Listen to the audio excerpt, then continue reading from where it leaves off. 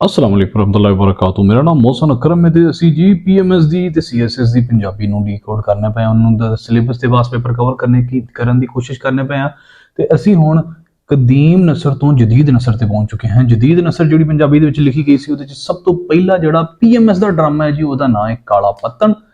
ਕਾਲਾ ਪੱਤਨ ਸਜਾਦ ਹੈਦਰ ਹੋਰਾਂ ਲਿਖਿਆ ਸੀ। ਸਜਾਦ ਹੈਦਰ ਹੋਰੀ ਗੁਜਰਾਤ ਦੇ ਇੱਕ ਪਿੰਡ ਦੇ ਵਿੱਚ ਜੰਮੇ ਸਨ 1919 ਨੂੰ ਹੋਰ ਕੀ ਹੋਇਆ ਸੀ ਤੁਹਾਨੂੰ ਯਾਦ ਹੋਣਾ। 1919 ਨੂੰ ਮੌਂਟੇਕਲਮਸਫੋਰਡ ਰਿਫਾਰਮਸ ਆਈਆਂ ਸਨ। ਵਰਲਡ ਵਾਰ 2 ਖਤਮ ਹੋਣ ਚ ਹੋਈ ਨੂੰ 1918 ਦੇ ਇੱਕ ਸਾਲ ਹੋਇਆ ਸੀ ਤੇ ਪਾਕਿਸਤਾਨ ਦੀਆਂ ਤਰੀਕਾਂ ਇਸ ਟਾਈਮ ਬਹੁਤ ਜ਼ੋਰੋ ਸ਼ੋਰ ਨਾਲ ਚੱਲਦੀ ਪਈ ਸੀ। ਪਾਕਿਸਤਾਨ ਜਿਨਾਹ ਰਹਿਮਤੁल्लाह ਅਲੈਹ ਨੇ ਛੱਡਤੀ ਹੀ ਕਾਂਗਰਸ ਤੇ ਮੁਸਲਿਮ ਲੀਗ ਚ ਆ ਗਏ ਸੀ। ਮੈਂ ਦੱਸਣ ਦੀ ਲੋੜ ਤੁਹਾਨੂੰ ਇਸੇ ਲਈ ਕਿਉਂਕਿ ਤੁਹਾਨੂੰ ਸਮਝ ਆਏ ਕਿ ਅਸੀਂ ਕੇਸ ਐਰਾ ਦੀ ਗੱਲ ਕਰਨੇ ਪਏ ਤਾਂ ਕਿ ਤੁਹਾਨੂੰ ਕੁਝ ਥੋੜੀ ਜਿਹੀ ਹਾਲਾਤ ਦੇ ਮੁਤਾਬਕ ਸਮਝ ਆਏ। ਠੀਕ ਹੈ। गुजरात के एक पिंड 1919 ਨੂੰ ਆਪ ਜੰਮੇ ਸਨ ਤੇ ਵਾਲਦ ਦਾ ਨਾਂ ਸੀ ਨੂਰ ਹੁਸੈਨ। ठीक है। मैट्रिक आपने उत्थों की गुजरातों तो लाहौर मजीद तलीम हासिल करने लिए आ गए थे। लाहौर गवर्नमेंट कॉलेज जिन्हों जीसी कॉलेज भी कहते हैं उत्थों BA ते MA फारसी किया।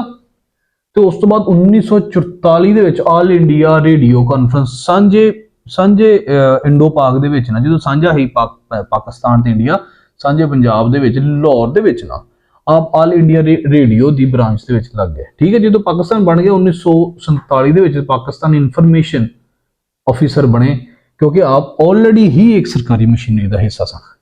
1954 ਦੇ ਵਿੱਚ ਅਸਿਸਟੈਂਟ ਡਾਇਰੈਕਟਰ ਵੀ ਰਹੇ ਤੇ ਤਰੱਕੀ ਕਰਦੇ ਕਰਦੇ ਲਾਹੌਰ ਦੇ ਰੀਜਨਲ ਡਾਇਰੈਕਟਰ ਵੀ ਬਣ ਗਏ ਰੇਡੀਓ ਦੇ। 1980 ਦੇ ਵਿੱਚ ਰਿਟਾਇਰਡ ਹੋ ਗਏ ਤੇ ਲਾਹੌਰ ਆਰਟਸ ਐਂਡ ਕਾਉਂਸਲ ਦੇ ਡਾਇਰੈਕਟਰ ਲੱਗ ਗਏ। ਆਪ ਨੇ ਡਰਾਮੇ ਦੇ ਨਾਵਲ ਲਿਖੇ ਤੇ ਆਪ ਦੇ ਡਰਾਮਿਆਂ ਦੀ ਜਿਹੜੀ ਸਭ ਤੋਂ ਵੱਖਰੀ ਗੱਲ ਹੈ ਕਿ ਰੇਡੀਆਈ ਡਰਾਮਿਆਂ ਦੇ ਇੱਕ ਤਾਂ ਨਾ ਸਿਰਫ ਆਪ ਪੰਜਾਬੀ ਰੇਡੀਆਈ ਡਰਾਮਾ ਦੇ ਮੋਢੀ ਸਨ ਬਲਕਿ ਆਪ ਨੇ ਜਿਹੜੇ ਡਰਾਮੇ ਲਿਖੇ ਉਹ ਆਪ ਨੂੰ ਅਮਰ ਕਰ ਗਏ ਨੇ। ਆਪ ਨੇ ਬਿਹਤਰੀਨ ਇੰਨੇ ਸ਼ਾਨਦਾਰ ਡਰਾਮੇ ਲਿਖੇ, ਕਿੰਨੇ ਕੁ ਸ਼ਾਨਦਾਰ ਡਰਾਮੇ ਲਿਖੇ ਤੁਹਾਨੂੰ ਆਪੇ ਪਤਾ ਲੱਗ ਜਾਏਗਾ ਅੱਗੇ ਜਾ ਕੇ। ਇਹਨਾਂ ਦੇ ਡਰਾਮਿਆਂ ਦੇ ਵਿੱਚੋਂ ਹਵਾ ਦੇ ਹੋਕੇ, ਸੂਰਜਮੁਖੀ, ਬੋਲ ਮਿੱਟੀ ਦੇ ਬਾਬਾ, ਕਾਲਾ ਪੱਤਨ ਤੇ ਨਾਵਲ ਚਿੱਤਰ ਬਾਗ ਸ਼ਾਮਲ ਨੇ। ਕਾਲਾ ਪੱਤਨ ਜਿਹੜਾ ਹੈ ਨਾ ਇੱਕ ਡਰਾਮੇ ਦਾ ਮਜਮੂਆ ਹੈ। ਇਹਦੇ ਅੰਦਰ 7 ਡਰਾਮੇ ਨੇ। ਇੱਕ ਕਾਲਾ ਪੱਤਨ ਹੈ, ਰਾਤੀ ਕਰਨ ਸ਼ਿਕਾਰ ਦਿਲਾਂ ਦੇ, ਫਲੇਲੀ, ਇੱਕ ਬੂੰਦ ਲਾਹੌਰ ਦੀ, ਪਤੰਗੇ, 100 ਬਾਗ ਤੇ ਖਾਲੀ ਤਾਗ। ਇਹ 7 ਡਰਾਮੇ ਕਾਲੇ ਪੱਤਨ ਦੇ ਵਿੱਚ ਆਉਂਦੇ ਨੇ। ਸੱਤੇ ਦੇ ਸੱਤੇ ਅਸੀਂ ਕਵਰ ਕਰਨੇ ਨੇ, ਥੋੜੇ ਜਿਹੇ ਲੰਮੇ ਨੇ, ਬਾਕੀ ਅਸੀਂ ਕੋਸ਼ਿਸ਼ ਕਰਾਂਗੇ ਇੱਕ ਹੀ ਵੀਡੀਓ ਦੇ ਵਿੱਚ ਸੱਤੇ ਦੇ ਸੱਤੇ ਡਰਾਮੇ ਕਵਰ ਕਰ ਲਈਏ ਤਾਂ ਕਿ ਜਨਾਬ ਹੋਰਾਂ ਨੂੰ ਕੋਈ ਮਸਲਾ ਨਾ ਆਵੇ। ਰੇਡੀਆਈ ਡਰਾਮੇ ਦਾ ਕੀ ਜਿਹੜਾ ਨਾ ਸੀਨ ਹੈਗਾ, ਅਸੀਂ ਜਿਹੜੇ ਡਰਾਮੇ ਵੇਖਨੇ ਆ ਉਹ ਹੁੰਦੇ ਨੇ ਟੀਵੀ ਦੇ ਡਰਾਮੇ ਜਾਂ ਉਹ ਸਟੇਜ ਡਰਾਮੇ ਹੁੰਦੇ ਨੇ। ਰੇਡੀਆਈ ਡਰਾਮਾ ਦਾ ਸਾਡੇ ਦੌਰ ਦੇ ਵਿੱਚ ਜਦੋਂ ਤੁਸੀਂ ਇਹ ਵੀਡੀਓ ਸੁਣਦੇ ਭਾਈ ਉਦੋਂ ਤੱਕ ਇਹ ਕਨਸੈਪਟ ਖਤਮ ਹੋ ਗਿਆ ਹੈ ਕਿਉਂਕਿ ਰੇਡੀਓ ਦਾ ਕਿਰਦਾਰ ਘਟ ਗਿਆ ਕਿਉਂਕਿ ਉਹਦੀ ਥਾਂ ਲੈ ਲਈ ਸੋਸ਼ਲ ਮੀਡੀਆ, ਟੀਵੀ ਨੇ ਤੇ ਇੰਟਰਨੈਟ ਵਗੈਰਾ ਨੇ। ਠੀਕ ਹੈ। ਰੇਡੀਆਈ ਡਰਾਮਿਆਂ ਦਾ ਉਦੋਂ ਉਹ ਸੀ ਜਦੋਂ ਆਮ ਬੰਦੇ ਦੀ ਪਹੁੰਚ ਦੇ ਵਿੱਚ ਟੀਵੀ ਸ਼ੀਵੀ ਤੇ ਇੰਟਰਨੈਟ ਮੋਬਾਈਲ ਨਹੀਂ ਸੀ, ਇਸ ਲਈ ਉਦੋਂ ਰੇਡੀਓ ਤੇ ਡਰਾਮੇ ਚਲਾਏ ਜਾਂਦੇ ਸਨ ਕਿ ਉਹ ਡਰਾਮਿਆਂ ਦੇ ਜਿਹੜੇ ਨਾ ਕਿਰਦਾਰ ਵਗੈਰਾ ਉਹ ਸਿਰਫ ਸੁਣ ਕੇ ਹੀ ਉਹਨਾਂ ਨੂੰ ਸਮਝਿਆ ਜਾ ਸਕਦਾ ਸੀ ਤੇ ਇਸ ਲਈ ਇਹ ਥੋੜਾ ਔਖਾ ਕੰਮ ਸੀ ਕਿਉਂਕਿ ਵਿਜ਼ੂਅਲਾਈਜੇਸ਼ਨ ਦਾ ਕੰਮ ਵੀ ਲਿਸਨਿੰਗ ਤੋਂ ਲਿਆ ਜਾਂਦਾ ਸੀ। ਸਜਾਦ ਹੈਦਰ ਦੇ ਕਾਲਾ ਪੱਤਨ ਜਿਹੜਾ ਡਰਾਮਿਆਂ ਦਾ ਮਜਮੂਆ ਉਹਦੇ ਚ ਜਿਹੜਾ ਸਭ ਤੋਂ ਪਹਿਲਾ ਡਰਾਮਾ ਹੈ ਉਹਦਾ ਨਾਮ ਹੈ ਕਾਲਾ ਪੱਤਨ। ਕਾਲਾ ਪੱਤਨ ਤੋਂ ਮੁਰਾਦ ਹੈ ਕਾਲਾ ਬਲੈਕ ਨੂੰ ਕਹਿੰਦੇ ਨੇ ਤੇ ਪੱਤਨ ਜਿਹੜਾ ਦਰਿਆ ਹੁੰਦਾ ਨਾ, ਦਰਿਆ ਦਾ ਜਿਹੜਾ ਸਭ ਤੋਂ ਘੱਟ ਏਰੀਆ ਹੁੰਦਾ ਹੈ ਜਿੱਥਾ ਮਿਸਾਲ ਦੇ ਤੌਰ ਤੇ ਇਹ ਜੋ ਦਰਿਆ ਹੈ ਇੱਥੇ ਲਾ ਲਓ, ਇਹ ਜੋ ਦਰਿਆ ਹੈ, ਕੋਈ ਦਰਿਆ ਜਾਣ ਡਿਆ ਹੈ ਨਾ, ਤੇ ਇਹ ਜਿਹੜਾ ਇਹਦਾ ਕਰੀਬ ਤਰੀਨ ਏਰੀਆ ਹੈ ਨਾ ਦੂਜੇ ਕੰਢੇ ਦੇ, ਇਹਨੂੰ ਪੱਤਨ ਕਹਿੰਦੇ। ਇੱਥੋਂ ਮੱਝਾਂ ਨਹਾਉਂਦੀਆਂ, ਇੱਥੋਂ ਲੋਕ ਬੇੜੀ ਵੀ ਇੱਥੇ ਹੀ ਪਾਉਂਦੇ ਨੇ ਤਾਂ ਕਿ ਦਰਿਆ ਨੂੰ ਆਰ ਪਾਰ ਕੀਤਾ ਜਾ ਸਕੇ। ਠੀਕ ਹੈ। ਤੇ ਇਹਨੂੰ ਵੱਖਰੇ ਮਾਣਾ ਦੇ ਵਿੱਚ ਇਸਤੇਮਾਲ ਕੀਤਾ ਜਾ ਸਕਦਾ ਹੈ, ਮਤਲਬ ਆਪਣੇ ਹਿਸਾਬ ਨਾਲ ਕਰ ਲਓ ਵੀ ਉਹ ਏਰੀਆ ਦਰਿਆ ਦਾ ਜਿਹੜਾ ਡਾਰਕ ਹੋਵੇ। ਠੀਕ ਹੈ। ਉਹ ਡਾਰਕ ਏਰੀਆ ਦਰਿਆ ਦਾ ਜਿੱਥੇ ਕਸ਼ਤੀ ਪੈਂਦੀ ਹੋਵੇ, ਜਿੱਥੇ ਮਤਲਬ ਇਹ ਆ ਕਿ ਉਹ ਆਸਾਨੀ ਜਿਹੜੀ ਹਨੇਰੇ ਚ ਹੋਵੇ। ਇਹਨੂੰ ਹੋਰ ਥਾਵਾਂ ਤੇ ਲਿਆ ਜਾ ਸਕਦਾ ਹੈ ਤੇ ਬਹੁਤ ਜ਼ਿਆਦਾ ਮਤਲਬ ਲੈ ਜਾ ਸਕਦੇ ਨੇ। ਮੈਨੂੰ ਤਾਂ ਇਹ ਸਮਝ ਆਈਏ ਦਰਿਆ ਦਾ ਉਹ ਹਿੱਸਾ ਜਿੱਥੋਂ ਲੰਘਣਾ ਹੋਵੇ ਤੇ ਉੱਥੇ ਕਾਲਗ ਹੋਵੇ, ਉੱਥੇ ਹਨੇਰਾ ਹੋਵੇ। ਇਹਦਾ ਮਤਲਬ ਇਹ ਆ ਕਿ ਆਸਾਨੀ, ਕੋਈ ਐਸੀ ਆਸਾਨੀ ਜਿਹਦੇ ਨਾਲ ਕੋਈ ਮੁਸ਼ਕਿਲ ਜੁੜੀ ਹੋਵੇ। ਠੀਕ ਹੈ।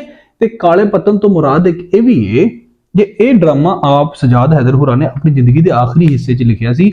ਇਸ ਤੋਂ ਪਹਿਲਾਂ ਬੋਲ ਮਿੱਟੀ ਦੇ ਬਾਵਿਆਂ ਤੋਂ ਉੱਪਰ ਨੀਚੇ ਡਰਾਮੇ ਆਪ ਜਿਹੜੇ ਨਾ ਉਹ ਡਰਾਮੇ ਦੇ ਮਜਮੂਏ ਲਿਖ ਚੁੱਕੇ ਸਨ। ਕਾਲੇ ਪੱਤਨ ਤੋਂ ਮੁਰਾਦ ਇਹ ਵੀ ਹੈ ਕਿ ਉਹ ਇਹ ਰਿਪਰੈਜ਼ੈਂਟ ਕਰਦਾ ਉਹਨਾਂ ਦੀ ਮੌਤ ਨੂੰ। ਡਰਾਮੇ ਦੇ ਵਿੱਚ ਟੋਟਲ 8 ਕਿਰਦਾਰ ਨੇ ਜਿਨ੍ਹਾਂ 'ਚ ਇੱਕ ਬਾਬਾ ਜੀ ਹੈ, ਉਹਨਾਂ ਦਾ ਪੁੱਤਰ ਕਾਕਾ ਹੈ, ਨਫੀਸ, ਇੱਕ ਬੀਬੀ ਤੇ ਇੱਕ ਨਫੀਸਾ, ਇੱਕ ਮੁੰਡਾ ਹੈ, ਦੋਵੇਂ ਲਾੜਾ ਤੇ ਵਹੁਟੀ ਨੇ। अतीक एक सियाणफ भरी आवाज है। पीर खाकी अल्लाह दे बंदे ने। ताउस खां एक बंदा है जिहड़ा मगरूर है ते डाढा जालम है ते निशात जिहड़ी ना एक मजबूर औरत है जिन्हों नफीस खां चुक के लैके आया है। ठीक है जी। ਜਿਹੜੇ ਬਾਬਾ ਜੀ ਨੇ ਨਾ ਉਹਨਾਂ ਦੀ ਵਡੇਰ ਉਮਰ ਦੀ ਆਵਾਜ਼ ਹੈ ਤੇ ਉਹ ਜਿਹੜੀ ਨਾ ਬਾਅਦ ਚੋਂ ਡਰੀ ਡਰੀ ਲੱਗਦੀ ਹੈ ਤੇ ਬਾਅਦ ਚੋਂ ਜ਼ਈਫ ਹੋ ਜਾਂਦੀ ਹੈ ਹੋ ਕੇ ਤੇ ਬਾਬਾ ਜੀ ਐਂਡ ਤੇ ਮਰ ਵੀ ਜਾਂਦੇ ਨੇ। ਬਾਬਾ ਜੀ ਅਸਲ 'ਚ ਨਾ ਸਭ ਤੋਂ ਜ਼ਿਆਦਾ ਮੇਨ ਕਿਰਦਾਰ ਨੇ ਸ਼ੁਰੂ ਤੋਂ ਲੈ ਕੇ ਐਂਡ ਤੱਕ ਇਹ ਰਹਿੰਦਾ ਪੂਰਾ ਕਿਰਦਾਰ ਪੂਰਾ ਡਰਾਮਾ ਜਿਹੜਾ ਹੈ ਨਾ, ਕਿਉਂਕਿ ਇਹ ਆਵਾਜ਼ਾਂ ਹੀ ਨੇ। ਠੀਕ ਹੈ, ਆਵਾਜ਼ਾਂ ਨੇ, ਕੋਈ ਹੈ ਨਹੀਂ ਇਹਦੇ 'ਚ ਜਿਹੜਾ ਹੈ ਨਾ ਉਹ ਕੋਈ ਇਹਦੇ 'ਚ ਖਾਕਾ ਨਹੀਂ ਹੈਗਾ। ਠੀਕ ਹੈ, ਬਾਬੇ ਦਾ ਕਿਰਦਾਰ ਹੀ ਬਾਕੀ ਕਿਰਦਾਰਾਂ ਨੂੰ ਮੁਤਾਰਫ ਕਰਵਾਉਂਦਾ ਹੈ। ਠੀਕ ਹੈ, ਤੇ ਬਹੁਤ ਸਿਆਣਾ ਦਾਨਾ ਤਹੀ ਤੇ ਵਹਦਨੀ ਤੇ ਬੜਾ ਮਜ਼ਹਬੀ ਕਿਰਦਾਰ ਹੈ। ਬਾਬੇ ਰਾਹੀਂ ਹੀ ਬਾਕੀ ਕਿਰਦਾਰ ਸਾਡੇ ਸਾਹਮਣੇ ਖੁੱਲਦੇ ਨੇ। ਬਾਬਾ ਅਸਲ 'ਚ ਇੱਕ ਮਲਾਹ ਹੈ, ਯਾਨੀ ਉਹ ਬੇੜੀ ਚਲਾਉਂਦਾ ਹੈ। ਉਹ ਪੱਤਨ ਤੇ ਉਹ ਬੇੜੀ ਚਲਾਉਂਦਾ ਹੈ। ਠੀਕ ਹੈ, ਉਸ ਪੱਤਨ ਤੇ ਹਨੇਰਾ ਛਾਇਆ ਹੋਇਆ ਹੈ। ਠੀਕ ਹੈ ਜੀ, ਤੇ ਉਹ ਦਰਿਆ ਦੇ ਵਿੱਚ ਬੇੜੀ ਧੱਕਦਾ ਹੈ ਤੇ ਲੋਕਾਂ ਨੂੰ ਉਹਨਾਂ ਦੀ ਮੰਜ਼ਿਲਾਂ ਉੱਤੇ ਪਹੁੰਚਾਉਂਦਾ ਹੈ। ਜਿਹੜਾ ਹੈ ਨਾ ਕਾਕਾ ਬਾਬੇ ਦਾ ਪੁੱਤਰ ਹੈ।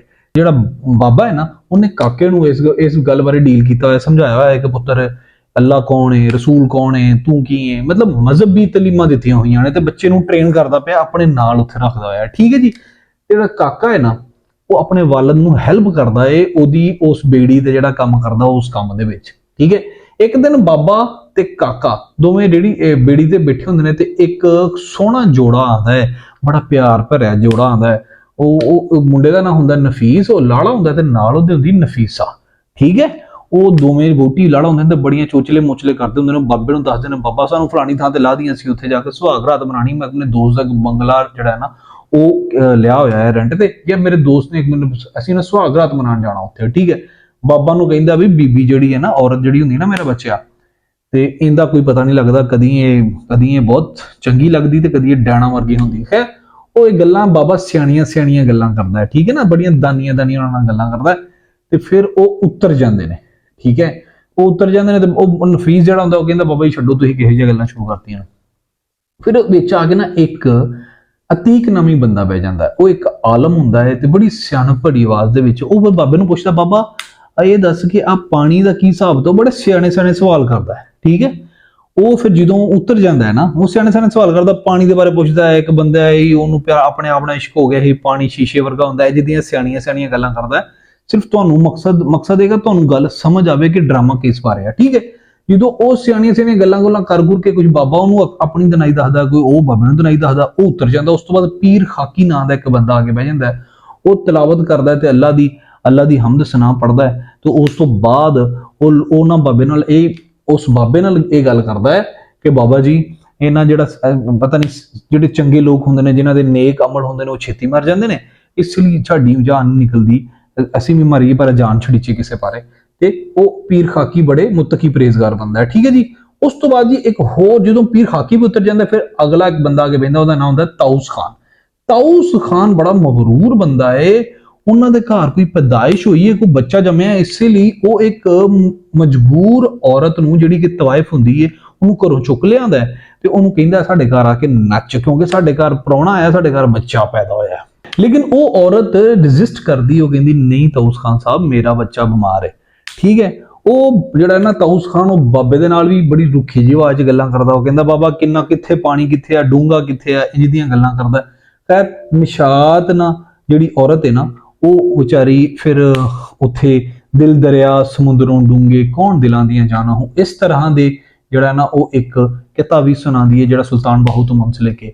ਮਤਲਬ ਇਹ ਹੈ ਕਿ ਉਹ ਆਪ ਪਰੇਸ਼ਾਨ ਹੈ ਲੇਕਿਨ ਉਹਨੂੰ ਜਿਹੜਾ ਤਾਊਸ ਖਾਨ ਹੈ ਨਾ ਉਹ ਨਾ ਉਹਨੂੰ ਮਜਬੂਰ ਕਰਦਾ ਹੈ ਕਿ ਉਹ ਨੱਚੇ। ਹੁਣ ਪਰੇਸ਼ਾਨੀ 'ਚ ਪੁੱਤਰ ਉਹਦਾ ਕੱਲਾ ਪੁੱਤਰ ਬਿਮਾਰ ਹੈ ਤੇ ਤਾਊਸ ਖਾਨ ਜਿਹੜਾ ਹੈ ਨਾ ਉਹ ਉਹਨੂੰ ਮਜਬੂਰ ਕਰਦਾ ਪਿਆ। ਖੈਰ ਬਾਬਾ ਆਪਣੇ ਪੁੱਤਰ ਨੂੰ ਜਿਹੜੀਆਂ ਕਹਾਣੀਆਂ ਦੱਸਦਾ ਕਿ ਮੈਂ ਨਾ ਇੱਕ ਦਿਨ ਪਾਣੀ ਚਲਾਣ ਡਿਆ ਹਾਂ ਤੇ ਜਿਹੜਾ ਨਾ ਉਹ ਕਿਸ਼ਤੀ ਚਲਾਣ ਡਿਆ ਇੰਜੀ ਮੈਨੂੰ ਤੇਰੀ ਮਾਂ ਨਾਲ ਮੁਲਾਕਾਤ ਹੋਈ, ਉੱਥੇ ਹੀ ਵਿਆਹ ਹੋ ਗਿਆ। ਫਿਰ ਉਹ ਹੁੰਦਾ ਇਹ ਆ ਕਿ ਆਖਰ ਤੇ ਜਿਹੜਾ ਬਾਬਾ ਹੈ ਨਾ ਉਹ ਬਹੁਤ ਜ਼ਈਫ ਹੋ ਜਾਂਦਾ ਤੇ ਜਿਹੜਾ ਉਹਦਾ ਪੁੱਤਰ ਹੋ ਜਾਂਦਾ ਨਾ ਉਹ ਜਵਾਨ ਹੋ ਜਾਂਦਾ ਕਾਕਾ। ਠੀਕ ਹੈ, ਹੁਣ ਫਿਰ ਹੁੰਦਾ ਇਹ ਆ ਕਿ ਬਾਬਾ ਨਾ ਕਿਉਂਕਿ ਦੀਨੀ ਬਹੁਤ ਜ਼ਿਆਦਾ ਰੱਬ ਦੀਆਂ ਗੱਲਾਂ ਮਜ਼ਹਬੀ ਗੱਲਾਂ ਕਰਦਾ ਐਂਡ ਤੇ ਫਿਰ ਉਹ ਡਰਨ ਜਿਹਾ ਲੱਗ ਪੈਂਦਾ। ਠੀਕ ਹੈ, ਤੇ ਉਨੀ ਦੇਰ ਤੱਕ ਉਹਦਾ ਪੁੱਤਰ ਜਵਾਨ ਹੋ ਜਾਂਦਾ ਤੇ ਬਾਬਾ ਇੱਕ ਦਿਨ ਪਾਣੀ 'ਚ ਡਿੱਗ ਕੇ ਹੀ ਮਰ ਜਾਂਦਾ ਤੇ ਪੁੱਤਰ ਜਿਹੜਾ ਹੈ ਨਾ ਉਹਦਾ ਕਾਕਾ ਉਹ ਉਹ ਫਿਰ ਉਹ ਆਪਣੇ ਪੁੱਤਰ ਨੂੰ ਨਾਲ ਲਿਆਣਾ ਸ਼ੁਰੂ ਕਰ ਦਿੰਦਾ, ਉਹਦੀ ਥਾਂ ਤੇ ਬੇੜੀ ਦੇ ਉੱਤੇ ਆਪਣੇ ਪੁੱਤਰ ਨੂੰ, ਤੇ ਫਿਰ ਉਹੀ ਸਵਾਲ ਕਰਦਾ ਉਹਨੂੰ, ਹਾਂ ਵੀ ਰੱਬ ਕਿੱਥੇ ਆ, ਰਸੂਲ ਕਿੱਥੇ ਆ, ਤੂੰ ਕੀ ਹੈ। ਉਹ ਮਜ਼ਹਬੀ ਪੱਕੀ ਰੋਟੀ ਵਾਲੇ ਸਵਾਲ ਕਰਦਾ ਹੈ। ਇਹ ਜੀ ਸਾਰਾ ਕਾਲੇ ਪਤਨ ਦੇ ਬਾਰੇ ਆ। ਅਸੀਂ ਮਜ਼ੀਦ ਦੂਜੇ ਡਰਾਮੇ ਦੇ ਬਾਰੇ ਵੀ ਵੇਖ ਲੈਂਦੇ ਹਾਂ। ਸਜਾਦ ਹੈਦਰ ਦਾ ਜਿਹੜਾ ਡਰਾਮੇ ਦਾ ਮਜਮੂਆ ਹੈ ਕਾਲਾ ਪਤਨ, ਉਹਦਾ ਦੂਜਾ ਡਰਾਮਾ ਹੈ, ਉਹਦਾ ਨਾਂ ਹੈ ਰਾਤੀ ਕਰਨ ਸ਼ਿਕਾਰ ਦਿਲਾਂ ਦੇ, यानी कि रातों को दिलों के शिकार करने वाला है। ये तो चौके पता है कि ये रेडियाई ड्रामे ने, इसीलिए किरदार नहीं आते थे, सिर्फ आवाज़ा आंदियां ने। ये दो मेन किरदार ने, ठीक है, मेन किरदारां दी आवाज़ा ने।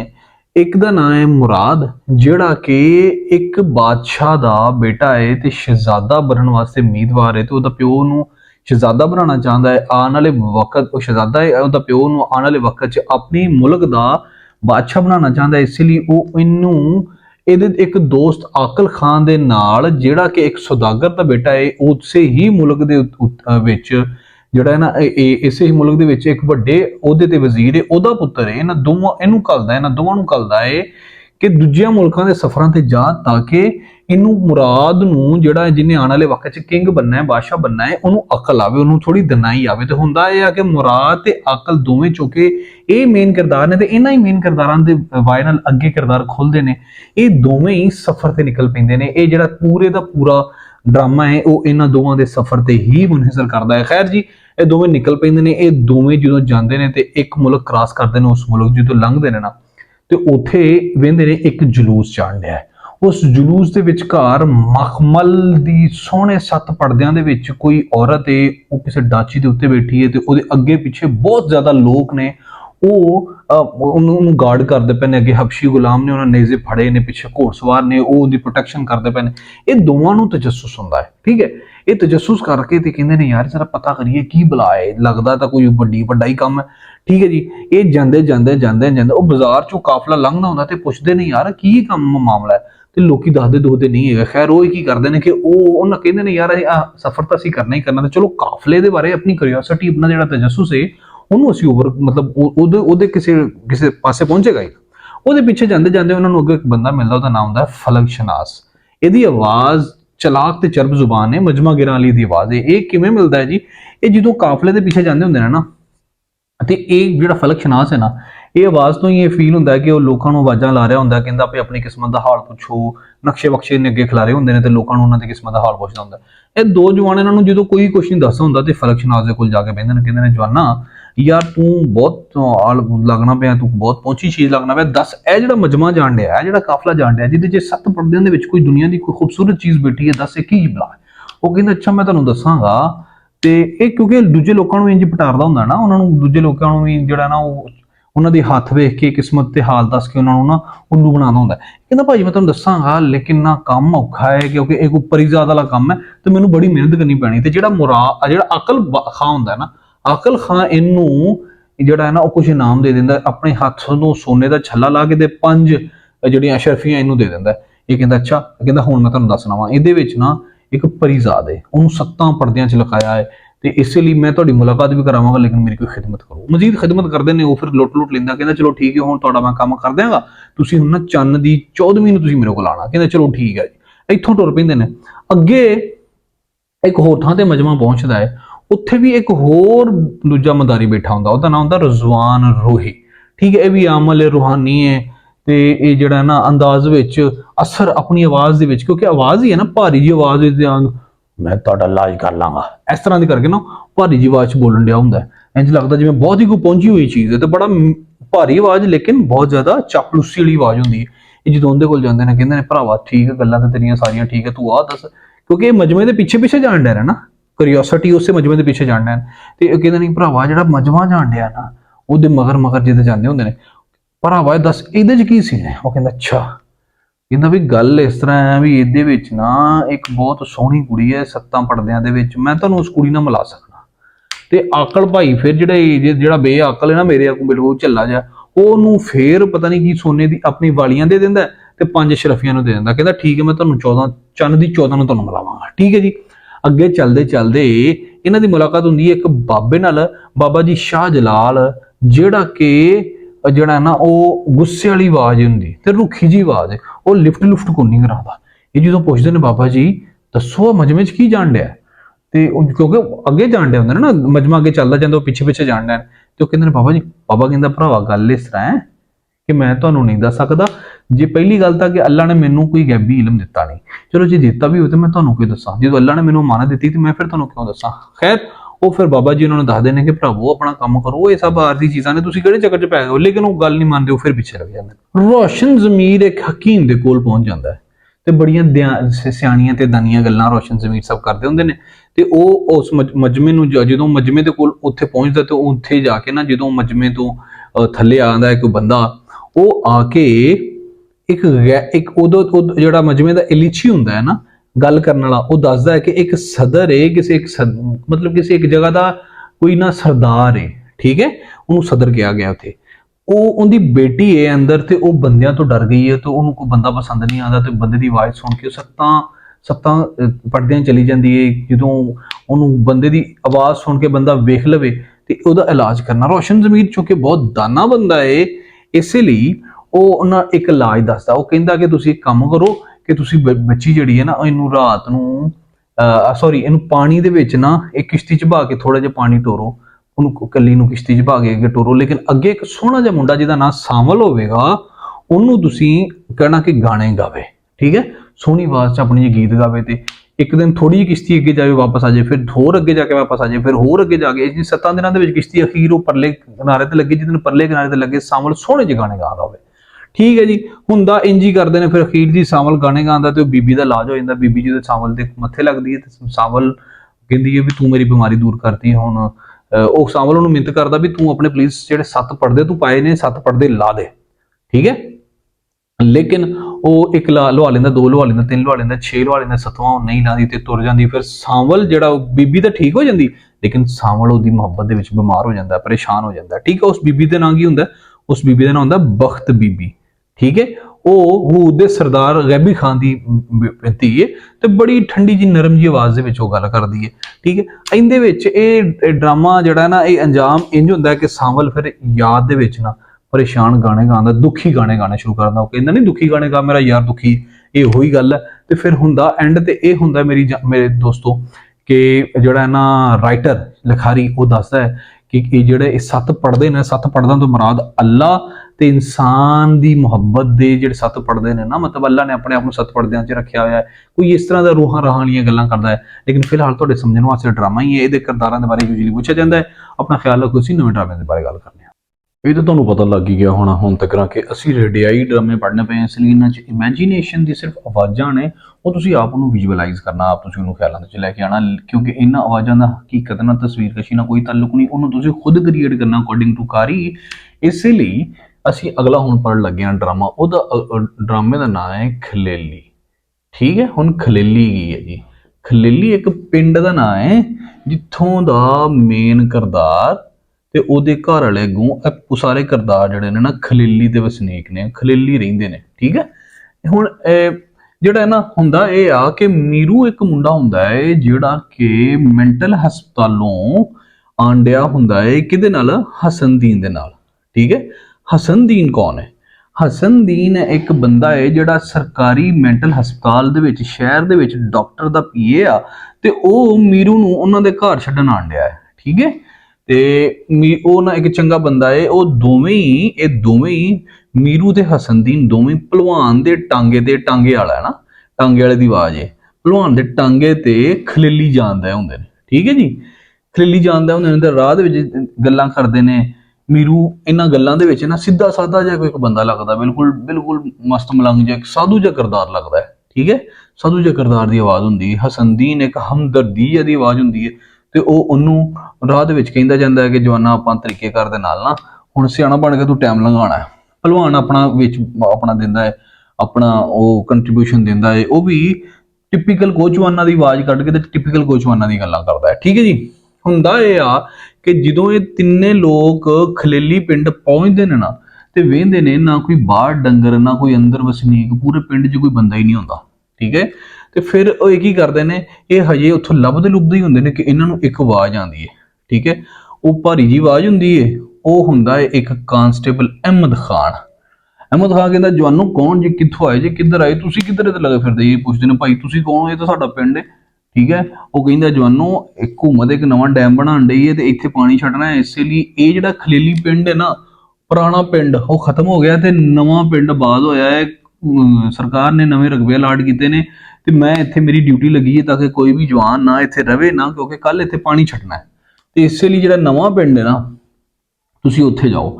ਹੁਣ ਜਿਹੜਾ ਹਸਨਦੀਨ ਹੈ ਨਾ, ਉਹ ਕਹਿੰਦਾ ਹੈ ਵੀ ਆਪਣਾ ਕਾਂਸਟੇਬਲ ਸਾਹਿਬ ਬਦਰ ਜਿਹੜਾ ਹੈ ਨਾ, ਉਹ ਤੁਸੀਂ ਇਸ ਤਰ੍ਹਾਂ ਹੈ ਕਿ ਮੈਂ ਤਾਂ ਮੁਲਾਜ਼ਮ ਸਰਕਾਰ ਦਾ, ਮੈਂ ਤੁਹਾਨੂੰ ਛੱਡਣ ਆਇਆ, ਹੁਣ ਤੁਸੀਂ ਕੰਮ ਕਰਦੇ ਨਾ ਕਿ ਜੇ ਖਲੇਲੀ ਨਵੇਂ ਪਿੰਡੋਂ ਕੋਈ ਬੰਦਾ ਆਏਗਾ ਨਾ ਤੇ ਇਹ ਜਿਹੜਾ ਮੀਰੂ ਨਾ ਇਹਨੂੰ ਉਹਦੇ ਨਾਲ ਘਲਾ ਦੇਣਾ, ਠੀਕ ਹੈ। ਮੈਂ ਹੁਣ ਵਾਪਸ ਜਾਣਾ ਹੈ। ਇਹ ਜਿਹੜਾ ਹਸਨਦੀਨ ਹੈ ਨਾ, ਇਹ ਇਹਦੀ ਇਜਾਜ਼ਤ ਲੈ ਕੇ ਤੇ ਵਾਪਸ ਸ਼ਹਿਰ ਪਰਤ ਜਾਂਦਾ ਹੈ।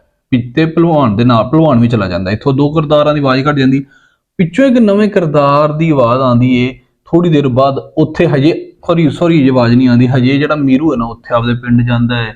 ਉਹ ਅੱਗੇ ਨਹੀਂ ਮਰੀਜ਼ ਹੁੰਦਾ ਤੇ ਉੱਥੋਂ ਦੀਆਂ ਯਾਦਾਂ 'ਚ ਖੋ ਜਾਂਦਾ ਹੈ। ਉੱਥੇ ਆਪਦੇ ਨਵਾਂ ਘਰ ਜਿਹੜਾ ਵੀਰਾਨ ਹੁੰਦਾ ਹੈ, ਉੱਥੇ ਤਾਂ ਬੂਹੇ ਨਹੀਂ ਹੁੰਦੇ, ਉੱਥੋਂ ਬਾਰੀਆਂ ਨਹੀਂ ਹੁੰਦੀਆਂ, ਕੁਛ ਨਹੀਂ ਹੁੰਦੀਆਂ, ਉੱਥੇ ਜਾ ਕੇ ਪਰੇਸ਼ਾਨ ਜਿਹਾ ਹੋ ਜਾਂਦਾ ਤੇ ਉਹ ਨਾ ਆਪਣੇ ਆਪ ਨਾਲ ਗੱਲਾਂ ਕਰਦਾ ਰਹਿੰਦਾ, ਆਪਣੀ ਬੁੱਢੀ ਰੁਸ਼ਨਾਈ ਤੇ ਆਪਣੀ ਵਾਲਦਾ ਨਾਲ ਗੱਲਾਂ ਕਰਦਾ ਰਹਿੰਦਾ, ਠੀਕ ਹੈ। ਪਿਆਰ ਭਰੀਆਂ ਸੋਹਣੀਆਂ ਗੱਲਾਂ। ਉਹਨਾਂ ਦੀਆਂ ਗੱਲਾਂ ਤੋਂ ਫਿਰ ਇੱਕ ਗੱਲ ਦੀ ਸਮਝ ਆਉਂਦੀ ਕਿ ਉਹਦੀ ਵਾਲਦਾ ਤੇ ਆਪਦੀ ਬੁੱਢੀ ਦੋਵਾਂ ਨੂੰ ਬਹੁਤ ਜ਼ਿਆਦਾ ਪਿਆਰ ਕਰਦਾ ਹੈ। ਤੇ ਉੱਥੋਂ ਹੀ ਫਿਰ ਇਹ ਜਿਹੜਾ ਨਾ ਉਹਨਾਂ ਦੇ ਇਹਨਾਂ ਦੋਵਾਂ ਦੇ ਨਾਲ ਮਾਮਲਾਤ ਵੀ ਸਮਝ ਆਉਂਦੇ ਨੇ। ਡਾਇਲੌਗ ਉਹਦੇ ਨਾਲ ਨਾ ਖਿਆਲ ਦੇ ਵਿੱਚ ਗੱਲਾਂ ਕਰਦਾ ਹੈ। ਇਸ ਦੌਰਾਨ ਮੀਰੂ ਦੀ ਉਹਦੀ ਮਾਂ ਦੇ ਨਾਲ ਤੇ ਉਹਦੀ ਬੀਵੀ ਰੁਸ਼ਨਾਈ ਦੇ ਨਾਲ ਗੱਲਬਾਤ ਹੁੰਦੀ ਹੈ। ਮਤਲਬ ਉਹ ਤਿੰਨੇ ਆਪਸ ਇੱਕ ਦੂਜੇ ਨਾਲ ਖਿਆਲੀ ਗੱਲਾਂ ਕਰਦੇ ਹੁੰਦੇ ਨੇ ਤੇ ਮਾਜ਼ੀ ਸਾਡੇ ਸਾਹਮਣੇ ਨਿੱਤਰ ਕੇ ਆ ਜਾਂਦਾ ਕਿ ਮਾਜ਼ੀ 'ਚ ਕੀ ਹੋਇਆ ਸੀ। ਤੇ ਉਹ ਇਹ ਵੀ ਜਿਹੜਾ ਨਾ ਉਹ ਖਿਆਲ 'ਚ ਗੱਲ ਕਰਦਾ ਕਿ ਸ਼ਾਹ ਜ਼ਮਾਨ ਉਹਦੇ ਵੱਡੇ ਭਾਈ ਨੇ ਉਹਨੂੰ ਮਾਰਿਆ ਸੀ, ਬਹੁਤ ਜ਼ਿਆਦਾ ਕੁੱਟਿਆ ਸੀ, ਠੀਕ ਹੈ। ਜਦੋਂ ਇਹ ਸਾਰਾ ਮਾਜ਼ੀ ਫਰੋਲਦੇ ਹੁੰਦੇ ਨੇ ਨਾ ਤੇ ਸਾਨੂੰ ਇੱਕ ਗੱਲ ਦਾ ਪਤਾ ਲੱਗਦਾ ਹੈ ਕਿ ਮੀਰੂ ਜਿਹੜਾ ਹੈ ਨਾ ਉਹ ਸਿੱਧਾ ਸਾਦਾ ਜਿਹਾ ਬੰਦਾ ਹੈ ਤੇ ਉਹਦੀ ਮਾਂ ਨੇ ਹਕੀਮ ਸਾਹਿਬ ਦੇ ਮਸ਼ਵਰੇ ਤੇ ਉਹਦੀ ਸ਼ਾਦੀ, ਸਿੱਧਾ ਸਾਦਾ ਜਿਹਾ ਬੰਦਾ, ਉਹਦੀ ਸ਼ਾਦੀ ਰੁਸ਼ਨਾਈ ਨਾਲ ਕਰਾ ਛੱਡੀ ਸੀ ਤਾਂ ਜੇ ਉਹਦਾ ਦਿਮਾਗ ਕੁਝ ਬਿਹਤਰ ਹੋਵੇਗਾ। ਲੇਕਿਨ ਦਿਮਾਗ ਹੋਰ ਖਰਾਬ ਹੋ ਗਿਆ। ਹੋਰ ਦਿਮਾਗ ਕਿਵੇਂ ਖਰਾਬ ਹੋ ਗਿਆ? ਜਿਹੜਾ ਮੀਰੂ ਸੀ ਨਾ, ਉਹ ਕੋਈ ਆਪਣੀ ਬੀਵੀ ਨੂੰ ਉਸ ਤਰੀਕੇ ਨਾਲ ਨਹੀਂ ਰੱਖਦਾ ਜਿਵੇਂ ਉਹਨੂੰ ਰੱਖਣਾ ਚਾਹੀਦਾ ਸੀ। ਰੁਸ਼ਨਾਈ ਇੱਕ ਬਦਲ ਜਾਣ ਵਾਲੀ ਬੀਬੀ ਸੀ, ਜਿਹਨੇ ਮਾਹੌਲ ਵੇਖਿਆ ਤੇ ਉਹ ਚੇਂਜ ਹੋ ਗਈ। ਤੇ ਹੋਇਆ ਇਹ ਕਿ ਉਹਨੂੰ ਘਰ ਦੇ ਵਿੱਚ ਨਾ ਜਦੋਂ ਮੀਰੂ ਨਾਲ ਉਹਨੂੰ ਕੋਈ ਜ਼ਿੰਦਗੀ ਗੁਜ਼ਾਰਨ ਦਾ ਸਵਾਦ ਨਹੀਂ ਆਇਆ ਤੇ ਹੋਇਆ ਇਹ ਕਿ ਉਹਨੇ ਫਿਰ ਨਾ ਬਾਹਰ ਜਾਣਾ ਸ਼ੁਰੂ ਕਰਤਾ। ਉਹਨੇ ਬਾਹਰ ਮੂੰਹ ਮਾਰਨੇ ਸ਼ੁਰੂ ਕਰਤੇ। ਜਦੋਂ ਮੀਰੂ ਦੇ ਨਾਲ ਮੀਰੂ ਨੂੰ ਕਹਿੰਦੀ ਸੀ ਬਾਹਰ ਚੱਲੀਏ, ਜਦੋਂ ਬਾਹਰ ਜਾਂਦਾ ਸੀ ਮੀਰੂ ਅੱਗੇ ਚਲਾ ਜਾਂਦਾ ਸੀ, ਉਹ ਪਿੱਛੇ ਦੁਕਾਨ ਤੇ ਖੜ ਜਾਂਦੀ ਸੀ। ਦੁਕਾਨ ਤੇ ਥੋੜੀ ਦੇਰ ਬਾਅਦ ਜਦੋਂ ਮੀਰੂ ਵਾਪਸ ਆਉਂਦਾ ਸੀ ਉਹਦੇ ਨਾਲ ਬਹੁਤ ਜ਼ਿਆਦਾ ਸਹੇਲੀਆਂ ਖਲੋਤੀਆਂ ਹੁੰਦੀਆਂ ਸੀ। ਇੱਕ ਦਿਨ ਮੀਰੂ ਵਾਪਸ ਆਇਆ ਨਾ ਤੇ ਉਹਨੇ ਵੇਖਿਆ ਰੁਸ਼ਨਾਈ ਉਮਰ ਦਰਾਜ਼ ਜਿਹੜਾ ਕਿ ਸਿਕੰਦਰ ਖਾਨ ਦਾ ਮੁੰਡਾ ਏ ਉਹਦੇ ਨਾਲ ਬੈਠੀ ਗੱਪਾਂ ਮਾਰਨ ਡਈ ਏ ਤੇ ਬਾਬਲ ਲਾਗੇ ਖੜੇ ਨੇ, ਠੀਕ ਹੈ। ਫਿਰ ਬਾਅਦ ਚੋਂ ਦੂਜੀ ਵਾਰ ਫਿਰ ਉਹਨਾਂ ਨੂੰ ਜਿਹੜਾ ਨਾ ਇਹ ਬਾਹਰ ਜਾਂਦੇ ਨੇ ਤੇ ਰੁਸ਼ਨਾਈ ਦੇ ਬਾਰੇ ਪਤਾ ਲੱਗਦਾ ਉਹਨੂੰ ਕਿ ਉਮਰ ਦਰਾਜ਼ ਦੇ ਨਾਲ ਉਹਦੇ ਕੋਈ ਜ਼ਿਆਦਾ ਮਾਮਲਾ ਠੀਕ ਨਹੀਂ ਹੈਗਾ। ਇਸੇ ਦੌਰਾਨ ਸ਼ਾਹ ਜ਼ਮਾਨ ਜਿਹੜਾ ਵੱਡਾ ਭਾਈ ਹੈ, ਜਿਹੜਾ ਬਿਲਕੁਲ ਠੀਕ ਹੈ, ਉਹ ਆ ਜਾਂਦਾ ਹੈ। ਉਸ ਟਾਈਮ ਮੀਰੂ ਤਾਂ ਉਹਨੂੰ ਕੁਝ ਨਹੀਂ ਕਹਿੰਦਾ। ਸ਼ਾਹ ਜ਼ਮਾਨ ਜਿਹੜੀ ਨਾ ਰੁਸ਼ਨਾਈ ਨੂੰ ਕੁੱਟਦਾ, ਇੰਨਾ ਕੁੱਟਦਾ ਕਿ ਉਹ ਬੇਹੋਸ਼ ਹੋ ਜਾਂਦੀ ਹੈ ਤੇ ਮੀਰੂ ਇਹ ਸਮਝਦਾ ਕਿ ਰੁਸ਼ਨਾਈ ਮਰ ਗਈ ਹੈ ਤੇ ਉਹ ਆਪਣਾ ਸਿਰ ਮੰਜੀ ਦੇ ਪਾਵੇ ਨਾਲ ਮਾਰ ਕੇ ਆਪਣਾ ਨਾ ਸਿਰ ਤੋੜ ਲੈਂਦਾ, ਤਬਾਹ ਕਰ ਲੈਂਦਾ। ਤੇ ਉਹ ਜਿਹੜਾ ਹੁੰਦਾ ਹੈ ਨਾ ਸ਼ਾਹ ਜ਼ਮਾਨ, ਉਹ ਆਪਦੇ ਭਰਾ ਨੂੰ ਪਾਗਲਖਾਨੇ ਛੱਡ ਆਉਂਦਾ ਹੈ ਤੇ ਇਸੇ ਦੌਰਾਨ ਉਹਨੂੰ ਪਤਾ ਲੱਗਦਾ ਹੈ ਕਿ ਜਿਹੜੀ ਰੁਸ਼ਨਾਈ ਹੈ ਨਾ, ਇਹਨੇ ਉਮਰ ਦਰਾਜ਼ ਦੇ ਨਾਲ ਦੂਜਾ ਨਿਕਾਹ ਕਰ ਲਿਆ, ਦੂਜੀ ਸ਼ਾਦੀ ਕਰ ਲਈ ਹੈ, ਠੀਕ ਹੈ ਜੀ। ਤੇ ਫਿਰ ਇਸ ਦੌਰਾਨ ਹੀ ਜਦੋਂ ਥੋੜਾ ਕੁਝ ਵਰੇ ਲੰਘਦੇ ਨੇ, ਵਰੇ ਲੱਗਣ ਤੋਂ ਬਾਅਦ ਜਦੋਂ ਮੀਰੂ ਵਾਪਸ ਆਉਂਦਾ ਆਪਣੇ ਪਿੰਡ ਅਖਲੀਲੀ ਦੇ ਵਿੱਚ ਤੇ ਫਿਰ ਉਦੋਂ ਆ ਕਰੰਟ ਸੂਰਤ-ਹਾਲ ਹੁੰਦੀ। ਇਹ ਡਰਾਮੇ ਦਾ ਕਨਕਲੂਜਨ ਇਸ ਤਰ੍ਹਾਂ ਹੁੰਦਾ ਹੈ ਕਿ ਮੀਰੂ ਆਪਣੇ ਵੱਡੇ ਭਾਈ ਨੂੰ ਕਹਿੰਦਾ, ਲਾਲਾ ਇਹ ਤੂੰ ਗੱਲ ਮੰਨੇ ਤੇ ਆਪਾਂ ਯਾਰ ਆ ਦੂਜੇ ਰਸਤੇ ਤੋਂ ਨਾ ਚੱਲੀਏ। ਉਹਦਾ ਭਰਾ ਕਹਿੰਦਾ, ਯਾਰ ਤੂੰ ਪਾਗਲ ਹੈ, ਉਧਰੋਂ ਕਿਉਂ ਜਾਣਾ, ਲੰਮਾ ਰਾਹ ਹੈ। ਕਹਿੰਦਾ, ਲਾਲਾ ਯਾਰ ਮੇਰਾ ਦਿਲ ਕਰਦਾ ਹੈ। ਇਸ ਹੁਣ ਤੱਕ ਜਿਹੜੀ ਇਹਨਾਂ ਰੁਸ਼ਨਾਈ ਦੇ ਬੱਚੇ ਵੀ ਹੋ ਚੁੱਕੇ ਨੇ ਨਾ, ਤੇ ਉਹ ਕਹਿੰਦਾ, ਲਾਲਾ ਯਾਰ ਤੇਰੀ ਮਿਹਰਬਾਨੀ, ਆਪਾਂ ਉਧਰੋਂ ਦੀ ਜਾਣਾ। ਤੇ ਕਹਿੰਦਾ, ਦੱਸ ਕਿਉਂ ਵੀ ਉਧਰੋਂ ਦੀ ਕਿਉਂ ਜਾਣਾ? ਕਹਿੰਦਾ, ਯਾਰ ਮੇਰਾ ਦਿਲ ਕਰਦਾ ਮੈਂ ਰੁਸ਼ਨਾਈ ਦੇ ਮੱਥੇ ਲੱਗ ਲਾ, ਨਾਲ ਉਹਦੇ ਬੱਚਿਆਂ ਦੇ ਮੱਥੇ ਲੱਗ ਲਾ, ਪਤਾ ਨਹੀਂ ਫਿਰ ਕਦੀ ਉਹਦੇ ਨਾਲ ਮੁਲਾਕਾਤ ਹੋਣੀ ਹੈ ਕਿ ਨਹੀਂ ਹੋਣੀ। ਗੱਲ ਮੁੱਕੀ। ਕਾਲੇ ਪੱਤਨ ਦੇ ਵਿੱਚ ਅਗਲਾ ਜਿਹੜਾ ਡਰਾਮਾ ਹੈ ਨਾ, ਉਹਦਾ ਨਾਂ ਹੈ ਇੱਕ ਬੂੰਦ ਲਹੂ ਦੀ, ਯਾਨੀ ਇੱਕ ਕਤਰਾ ਲਹੂ ਦਾ। ਇਸ ਡਰਾਮੇ ਦੇ ਵਿੱਚ ਦਾ ਮੇਨ ਕਿਰਦਾਰ ਉਹਦਾ ਨਾਂ ਹੈ ਰੰਗ ਅਲੀ। ਉਹ ਇੱਕ ਸੰਜੀਦਾ, ਕੱਚੀ ਤੇ ਸਿਆਣੀ ਜੀ ਆਵਾਜ਼ ਹੈ। ਉਹ ਇੱਕ ਡਾਕਟਰ ਦੀ ਲੈਬਾਰਟਰੀ ਦੇ ਅੰਦਰ ਕੰਮ ਕਰਦਾ ਹੈ, ਲੈਬਾਰਟਰੀ ਜਿਹਦੇ ਚ ਖੂਨ ਵਗੈਰਾ ਦਾ ਮਾਮਲਾ ਹੁੰਦਾ ਹੈ। ਪ੍ਰਵੀਨ ਉੱਥੋਂ ਦੀ ਇੱਕ ਨਰਸ ਹੈ ਤੇ ਖੁੱਲੀ ਡੁੱਲੀ ਤਬੀਅਤ ਦੀ ਮਾਲਕ ਹੈ ਤੇ ਹੰਸਮੁਖ ਜੀ ਬੀਬੀ, ਸਭ ਨਾਲ ਹੰਸਮੁਖ ਹਾਸ ਖੇਡ ਕੇ ਗੱਲਾਂ ਕਰਦੀ ਹੈ। ਡਾਕਟਰ ਮੁਤਬੇਰ ਤੇ ਹਮਦਰਦਾਨਾ ਆਵਾਜ਼ ਨੂੰ ਰਿਪਰੈਜ਼ੈਂਟ ਕਰਦਾ ਹੈ ਤੇ ਬੇਜੀ ਜਿਹੜੀ ਨਾ ਉਹ ਰੰਗ ਅਲੀ ਦੀ ਵਾਲਾ ਸਾਹਿਬਾ, ਕਿਉਂਕਿ ਰੰਗ ਅਲੀ ਮੇਨ ਕਿਰਦਾਰ ਹੈ, ਠੀਕ ਹੈ, ਜਜ਼ਬਿਆਂ ਨਾਲ ਭਰੀ ਹੋਈ ਆਵਾਜ਼ ਹੈ, ਤੇ ਗੁੱਡੀ ਰੰਗ ਅਲੀ ਦੀ ਛੋਟੀ ਭੈਣ ਹੈ, ਠੀਕ ਹੈ। ਤੇ ਉਹ 8-9 ਸਾਲਾ ਭੋਲੀ ਭਾਲੀ ਬੱਚੀ ਦੀ ਆਵਾਜ਼ ਹੈ। ਇਹ ਤਾਂ ਹੋ ਗਿਆ ਕਿਰਦਾਰਾਂ ਦੀ। ਹੁਣ ਮੈਂ ਤੁਹਾਨੂੰ ਦੱਸਾਂ ਤੇ ਜੀ ਡਰਾਮੇ ਦਾ ਪਲਾਟ ਇਸ ਤਰ੍ਹਾਂ ਹੈ ਕੁਝ, ਕਿ ਜਿਹੜਾ ਰੰਗ ਅਲੀ ਹੈ ਨਾ, ਉਹ ਕਿਉਂਕਿ ਬਹੁਤ ਗਰੀਬ ਘਰ ਦੇ ਵਿੱਚ ਰਹਿੰਦਾ, ਡਾਕਟਰ ਦੀ ਲੈਬਾਰਟਰੀ ਦੇ ਵਿੱਚ ਛੋਟਾ ਮੋਟਾ ਬੰਦਾ ਹੀ ਕੰਮ ਕਰਦਾ ਹੈ। ਉਹ ਆਪਣੀ ਛੋਟੀ ਭੈਣ ਨਾਲ ਬਹੁਤ ਜ਼ਿਆਦਾ ਪਿਆਰ ਕਰਦਾ, ਗੁੱਡੀ ਦੇ ਨਾਲ, ਠੀਕ ਹੈ। ਉਹਦੀ ਛੋਟੀ ਭੈਣ ਨੇ ਇੱਕ ਬੜੇ ਨਾ ਸੁਨਹਿਰੇ ਵਾਲਾਂ ਵਾਲੀ ਗੁੱਡੀ ਉਹਨੂੰ ਪਸੰਦ ਹੁੰਦੀ ਹੈ, ਤੇ ਉਹ ਆਪਣੀ ਛੋਟੀ ਭੈਣ ਨੂੰ ਨਾ ਗੁੱਡੀ ਉਹ ਦੇਣਾ ਚਾਹੁੰਦਾ ਹੈ, ਤੇ ਇਸੇ ਲਈ ਉਹ ਬੜੇ ਜੁਗਾੜ ਲਾਉਂਦਾ, ਉਹਦੇ ਕੋਲ ਪੈਸੇ ਨਹੀਂ ਬਣਦੇ। ਫਿਰ ਉਹ ਕੀ ਕਰਦਾ ਹੈ, ਉਸ ਡਾਕਟਰ ਦੀ ਲੈਬਾਰਟਰੀ ਦੇ ਉੱਤੇ ਆਪਣਾ ਖੂਨ ਵੇਚਦਾ ਹੈ, ਠੀਕ ਹੈ। 5 ਰੁਪਏ ਪਾਈਏ ਦੇ ਹਿਸਾਬ ਨਾਲ ਆਵਾਜ਼ਾਂ ਲਾ ਕੇ ਆਪਣਾ ਖੂਨ ਵੇਚਦਾ ਹੈ। ਤੇ ਫਿਰ ਜਦੋਂ ਖੂਨ ਲੈ ਕੇ ਜਦੋਂ ਗੁੱਡੀ ਲੈ ਕੇ ਘਰ ਆਉਂਦਾ, ਤੇ ਉਹਦੀ ਮਾਂ ਨੂੰ ਸ਼ੱਕ ਹੁੰਦਾ। ਉਹਦੀ ਮਾਂ ਕਹਿੰਦੀ, ਪੁੱਤ ਤੂੰ ਕਿੱਥੋਂ ਲੈ ਕੇ ਆਇਆ? ਉਹ ਜਿਹੜਾ ਨਾ ਉਹ ਆਪਣਾ ਟਾਲ ਮਟੋਲਾ ਕਰਦਾ, ਤੇ ਉਹਦੀ ਮਾਂ ਕਹਿੰਦੀ, ਪੁੱਤਰ ਤੂੰ ਅੱਜ ਵੀ ਆਪਣਾ ਖੂਨ ਵੇਚਿਆ? ਨਾ ਵੇਚਿਆ ਕਰ ਪੁੱਤਰ, ਖੂਨ ਨਹੀਂ ਵੇਚੀਦਾ, ਠੀਕ ਹੈ। ਖੂਨ ਵੇਚਣ ਤੋਂ ਕੀ ਮੁਰਾਦ ਹੈ? ਇਮਾਨਦਾਰੀ, ਮਤਲਬ ਇਹਦਾ ਪਿਛਲੇ ਇਸਤਲਾਹੀ ਮਾਨਾਂ ਦੇ ਵਿੱਚ ਵੇਖੋ ਤੁਸੀਂ, ਮੁਲਕ ਦੇ ਬਾਰੇ ਸਾਰਾ ਮਾਮਲਾ ਤੁਸੀਂ ਵੇਖੋ, ਮੁਲਕ ਦੇ ਬਾਰੇ ਬੰਦੇ ਨੂੰ ਆਪਣਾ ਖੂਨ ਨਹੀਂ ਵੇਚਣਾ ਚਾਹੀਦਾ, ਜ਼ਮੀਨ ਨਹੀਂ ਵੇਚਣਾ ਚਾਹੀਦਾ। ਖੈਰ, ਉਹ ਕਹਿੰਦਾ ਹੈ ਕਿ ਬੇਬੇ ਮੈਂ ਖੂਨ ਨਹੀਂ ਵੇਚਦਾ, ਜਿਹੜੇ ਲੋਕੀ ਮੇਥੋਂ ਖੂਨ ਲੈਂਦੇ ਨੇ ਨਾ, ਜ਼ਖਮੀਆਂ ਦੇ ਵਾਰਸ, ਉਹ ਆਪ ਹੀ ਮੈਨੂੰ ਆਪਦੀ ਖੁਸ਼ੀ ਨਾਲ ਦੇ ਜਾਂਦੇ ਨੇ, ਠੀਕ ਹੈ। ਉਹ ਜਸਟੀਫਾਈ ਕਰਦਾ। ਉਹਦੀ ਮਾਂ ਕਹਿੰਦੀ, ਲੇਕਿਨ ਪੁੱਤਰ ਫਿਰ ਵੀ ਨਹੀਂ। ਉਹਦੀ ਮਾਂ ਫਿਰ ਉਹਨੂੰ ਦੱਸਦੀ ਕਿ ਕਿਸ ਤਰ੍ਹਾਂ ਉਹਦਾ ਪਿਓ ਬੱਸ ਨਾਲ ਐਕਸੀਡੈਂਟ ਹੋਣ ਤੋਂ ਬਾਅਦ ਵਾਪਸ ਘਰ ਆਇਆ ਸੀ, ਤੇ ਬਹੁਤਾ ਖੂਨ ਡੁੱਲ ਜਾਣ ਦੀ ਵਜ੍ਹਾ ਤੋਂ ਉਹਦੀ ਮੌਤ ਹੋ ਗਈ। ਤਾਂ ਕਹਿੰਦੀ, ਪੁੱਤਰ ਨਾ ਕਰ। ਫਿਰ ਜੀ ਉਹਦਾ ਨਾ ਮੁਕਾਲਮਾ, ਰੰਗਲੀ ਦਾ ਮੁਕਾਲਮਾ ਪ੍ਰਵੀਨ ਨਾਲ ਹੁੰਦਾ ਹੈ। ਉਹ ਕਹਿੰਦਾ, ਯਾਰ ਇਹ ਕਿਉਂ ਹੁੰਦਾ ਕਿ ਗਰੀਬ ਬੰਦੇ ਦੀ ਗੱਲ ਕੋਈ ਵੈਲਿਊ ਹੀ ਨਹੀਂ ਰੱਖਦੀ, ਇਸੇ ਲਈ ਮੈਂ ਬਹੁਤੇ ਪੈਸੇ ਕਮਾਣੇ ਨੇ, ਤੇ ਮੈਂ ਹਲਾਲ ਦੇ ਪੈਸੇ ਕਮਾਣੇ ਨੇ, ਤੇ ਮੈਂ ਮੁਲਕ ਵਾਸਤੇ ਕੁਝ ਕਰਨਾ। ਇਸ ਦੌਰਾਨ ਉਹਦਾ ਡਾਕਟਰ ਨਾਲ ਵੀ ਮੁਕਾਲਮਾ ਹੁੰਦਾ ਹੈ। ਡਾਕਟਰ ਸਾਹਿਬ ਵੀ ਆਉਂਦੇ ਨੇ, ਬੜੀ ਪਿਆਰ ਤੇ ਮੁਤਬਰਨ ਅੰਦਾਜ਼ ਦੇ ਵਿੱਚ ਉਹਨੂੰ ਸਮਝਾਉਂਦੇ ਨੇ ਕਿ ਮਿਹਨਤ ਕਰ ਤੇ ਅੱਗੇ ਜਾ, ਵਗੈਰਾ ਵਗੈਰਾ। ਇਹਨਾਂ ਡਰਾਮੇ ਦਾ ਪਲਾਟ ਇੱਕ ਜਗ੍ਹਾ ਤੋਂ ਦੂਜੀ ਜਗ੍ਹਾ ਤੇ ਸ਼ਿਫਟ ਹੋ ਜਾਂਦਾ ਹੈ, ਤੇ ਉੱਥੇ ਹੁੰਦਾ ਕੀ ਹੈ ਕਿ ਯਕਦਮ ਹਸਪਤਾਲ ਜਿਹੜਾ ਨਾ ਦੁਸ਼ਮਣ ਦੀ ਫੌਜ ਨੇ ਸ਼ਹਿਰ ਦੇ ਉੱਤੇ ਹਮਲਾ ਕਰਤਾ, ਤੇ ਹਸਪਤਾਲ ਜਿਹੜੇ ਨਾ ਖਚਾ ਖਚ ਭਰ ਜਾਂਦੇ ਨੇ ਜ਼ਖਮੀਆਂ ਦੇ ਨਾਲ। ਤੇ ਰੰਗ ਅਲੀ ਵੇਂਦਾ ਕਿ ਲੋਕਾਂ ਦੀ ਨਾ ਖੂਨ ਦੇਣ ਵਾਲਿਆਂ ਦੀ ਲੈਣਾ ਲੱਗੀਆਂ ਹੁੰਦੀਆਂ ਨੇ। ਉਹ ਉਹਦੇ ਲੈਬਾਰਟਰੀ 'ਚ ਪਹੁੰਚਦਾ, ਤੇ ਜਾ ਕੇ ਪ੍ਰਵੀਨ ਜਿਹੜੀ ਨਰਸ ਉਹਨੂੰ ਕਹਿੰਦਾ, ਮੈਡਮ ਜੀ ਮੇਰਾ ਖੂਨ ਕੱਢੋ। ਕਹਿੰਦੀ, ਕਮਲਿਆ ਅੱਜ ਤੇਰਾ ਖੂਨ ਕਿਤੇ ਨਹੀਂ ਵਿਕਣਾ ਹੈਗਾ, ਅੱਜ ਲੋਕ ਸਾਰੇ ਫ੍ਰੀ ਖੂਨ ਦੇਣ ਆਏ ਨੇ, ਲੋਕਾਂ ਦੀ ਭਲਾਈ ਕਰਨ। ਤੇ ਰੰਗਲੀ ਮੈਡਮ ਨੂੰ ਕਹਿੰਦਾ, ਮੈਡਮ ਜੀ ਮੈਂ ਵੀ ਅੱਜ ਫ੍ਰੀ ਦੇਣ ਆਇਆ, ਮੈਂ ਇਹ ਜਿਹੜਾ ਨਾ ਇਵੇਂ ਕਿਸੇ ਦੀ ਮਜਬੂਰੀ ਦਾ ਨਜਾਇਜ਼ ਫਾਇਦਾ ਨਹੀਂ, ਅੱਜ ਮੈਂ ਨਹੀਂ, ਇਸ ਮੁਲਕ ਨੂੰ ਮੈਂ ਜਿਹੜਾ ਨਾ ਖੂਨ ਦੇਣਾ ਚਾਹਣਾ ਵਾ। ਲੇਕਿਨ ਇੱਕ ਗੱਲ ਜ਼ਰੂਰ ਹੈ, ਮੈਂ ਜਿਹੜਾ ਖੂਨ ਵੇਚਣਾ ਵਾ ਨਾ, ਮੇਰੀ ਦਿਲੀ ਖਾਹਿਸ਼ ਹੈ ਕਿ ਮੈਂ ਉਹ ਖੂਨ ਵੇਚ ਕੇ ਤੇ ਇੱਕ ਨਵਾਂ ਪਾਕਿਸਤਾਨ ਖਰੀਦ ਲਵਾਂ, ਜਿੱਥੇ ਕੋਈ ਜ਼ੁਲਮ, ਜਿੱਥੇ ਕੋਈ ਇਸ ਤਰ੍ਹਾਂ ਦਾ ਕੋਈ ਜ਼ਿਆਦਤੀ ਨਾ ਹੋਵੇ। ਤੇ ਮੈਡਮ ਜੀ ਉਹਨੂੰ ਕਹਿੰਦੇ ਨੇ ਕਿ ਠੀਕ ਹੈ, ਚਲੋ ਇਸ ਤਰ੍ਹਾਂ ਕਰ ਲਾਂਗੇ। ਹੁੰਦਾ ਇਹ ਆ ਕਿ ਰੰਗ ਅਲੀ ਉੱਥੇ ਜਿਹੜਾ ਹੈ ਨਾ ਉਹ ਖੂਨ ਦਿੰਦਾ, ਤੇ ਜਦੋਂ ਜਾਣ ਲੱਗਦਾ ਤੇ ਮੈਡਮ ਅਲੀ ਨੂੰ ਥੋੜੇ ਜਿਹੇ ਪੈਸੇ ਦੇਣ ਲੱਗਦੀ। ਉਹ ਕਹਿੰਦਾ, ਨਹੀਂ ਮੈਡਮ ਅੱਜ ਨਹੀਂ, ਅੱਜ ਮਸਲਾ ਹੈ ਮੇਰੇ ਮੁਲਕ ਦਾ, ਤੇ ਇਸੇ ਲਈ ਅੱਜ ਕੋਈ ਪੈਸਾ ਨਹੀਂ। ਜਦੋਂ ਪਹਿਲੋਂ ਵੀ ਮੈਂ ਜਿਹੜਾ ਨਾ ਉਹ ਖੂਨ ਵੇਚਣਾ ਵਾ, ਕਿਸੇ ਵੀ ਕਦੀ ਮਜਬੂਰ ਦੇ ਕੋਲ ਪੈਸੇ ਨਹੀਂ ਲਿਆ, ਮੈਂ ਉਹਦੇ ਤੋਂ ਲੈਣਾ ਵਾ ਕਿ ਜਿੰਦਾ ਜਿਹੜਾ ਨਾ ਉਹ ਜਿੰਦੇ ਕੋਲ ਬਹੁਤੇ ਪੈਸੇ ਹੋਣ। ਖੈਰ, ਉਹ ਜਸਟੀਫਾਈ ਕਰਨ ਦੀ ਕੋਸ਼ਿਸ਼ ਕਰਦਾ ਹੈ। ਫਿਰ ਐਂਡ ਤੇ ਉਹ ਪਾਕਿਸਤਾਨ ਦੇ ਬਾਰੇ ਜਿਹੜਾ ਨਾ ਉਹ ਉਮੀਦ ਹੁੰਦਾ ਹੈ ਕਿ ਆਕਾਸ਼ ਮੈਂ ਆਪਣਾ ਖੂਨ ਵੇਚ ਕੇ ਇਹੋ ਜਿਹਾ ਪਾਕਿਸਤਾਨ ਲੈ ਸਕਾਂ ਜਿੱਥੇ ਕਦੀ ਕਿਸੇ ਗਰੀਬ ਦਾ ਇਸਤਸਾਲ ਨਾ ਹੋਵੇ। ਸਜਾਦ ਹੈਦਰ ਹੋਰਾਂ ਦੇ ਕਾਲੇ ਪੱਤਨ ਡਰਾਮੇ ਦੇ ਮਜਮੂਏ ਦੇ ਵਿੱਚ ਪੰਜਵਾਂ ਜਿਹੜਾ ਡਰਾਮਾ ਹੈ ਨਾ, ਉਹ ਹੈਗਾ ਹੈ, ਉਹਦਾ ਨਾਮ ਹੈ ਪਤੰਗੇ। ਹੁਣ ਪਤੰਗਾ ਕੌਣ ਹੁੰਦਾ ਹੈ ਤੇ ਤੁਹਾਨੂੰ ਪਤਾ ਹੀ ਹੋਣਾ। ਪਤੰਗਾ ਉਹ ਹੁੰਦਾ ਜਿਹੜਾ ਕਿ ਰੋਸ਼ਨਾਈ ਕਿਸੇ ਲੂ ਦੇ ਇਰਦ ਗਿਰਦ 24 ਘੰਟੇ ਮੰਡਲਾਉਂਦਾ ਰਹਿੰਦਾ, ਤੇ ਅਖੀਰ ਉਹਦੇ ਉੱਤੇ ਹੀ ਮਰ ਜਾਂਦਾ। ਇੱਥੋਂ ਮੁਰਾਦ ਇਹ ਆ ਕਿ ਪਾਕਿਸਤਾਨ ਦੇ ਇਰਦ ਗਿਰਦ, ਪਾਕਿਸਤਾਨ ਬਣਨ ਦੇ ਟਾਈਮ ਤੇ ਇਹਦੇ ਇਰਦ ਗਿਰਦ ਮੰਡਲਾਉਣ ਵਾਲੇ ਉਹ ਪਤੰਗੇ ਜਿਨ੍ਹਾਂ ਨੇ ਆਪਣੀ ਜਾਨ ਇਸ ਮੁਲਕ ਦੇ ਦੇ ਦਿੱਤੀ।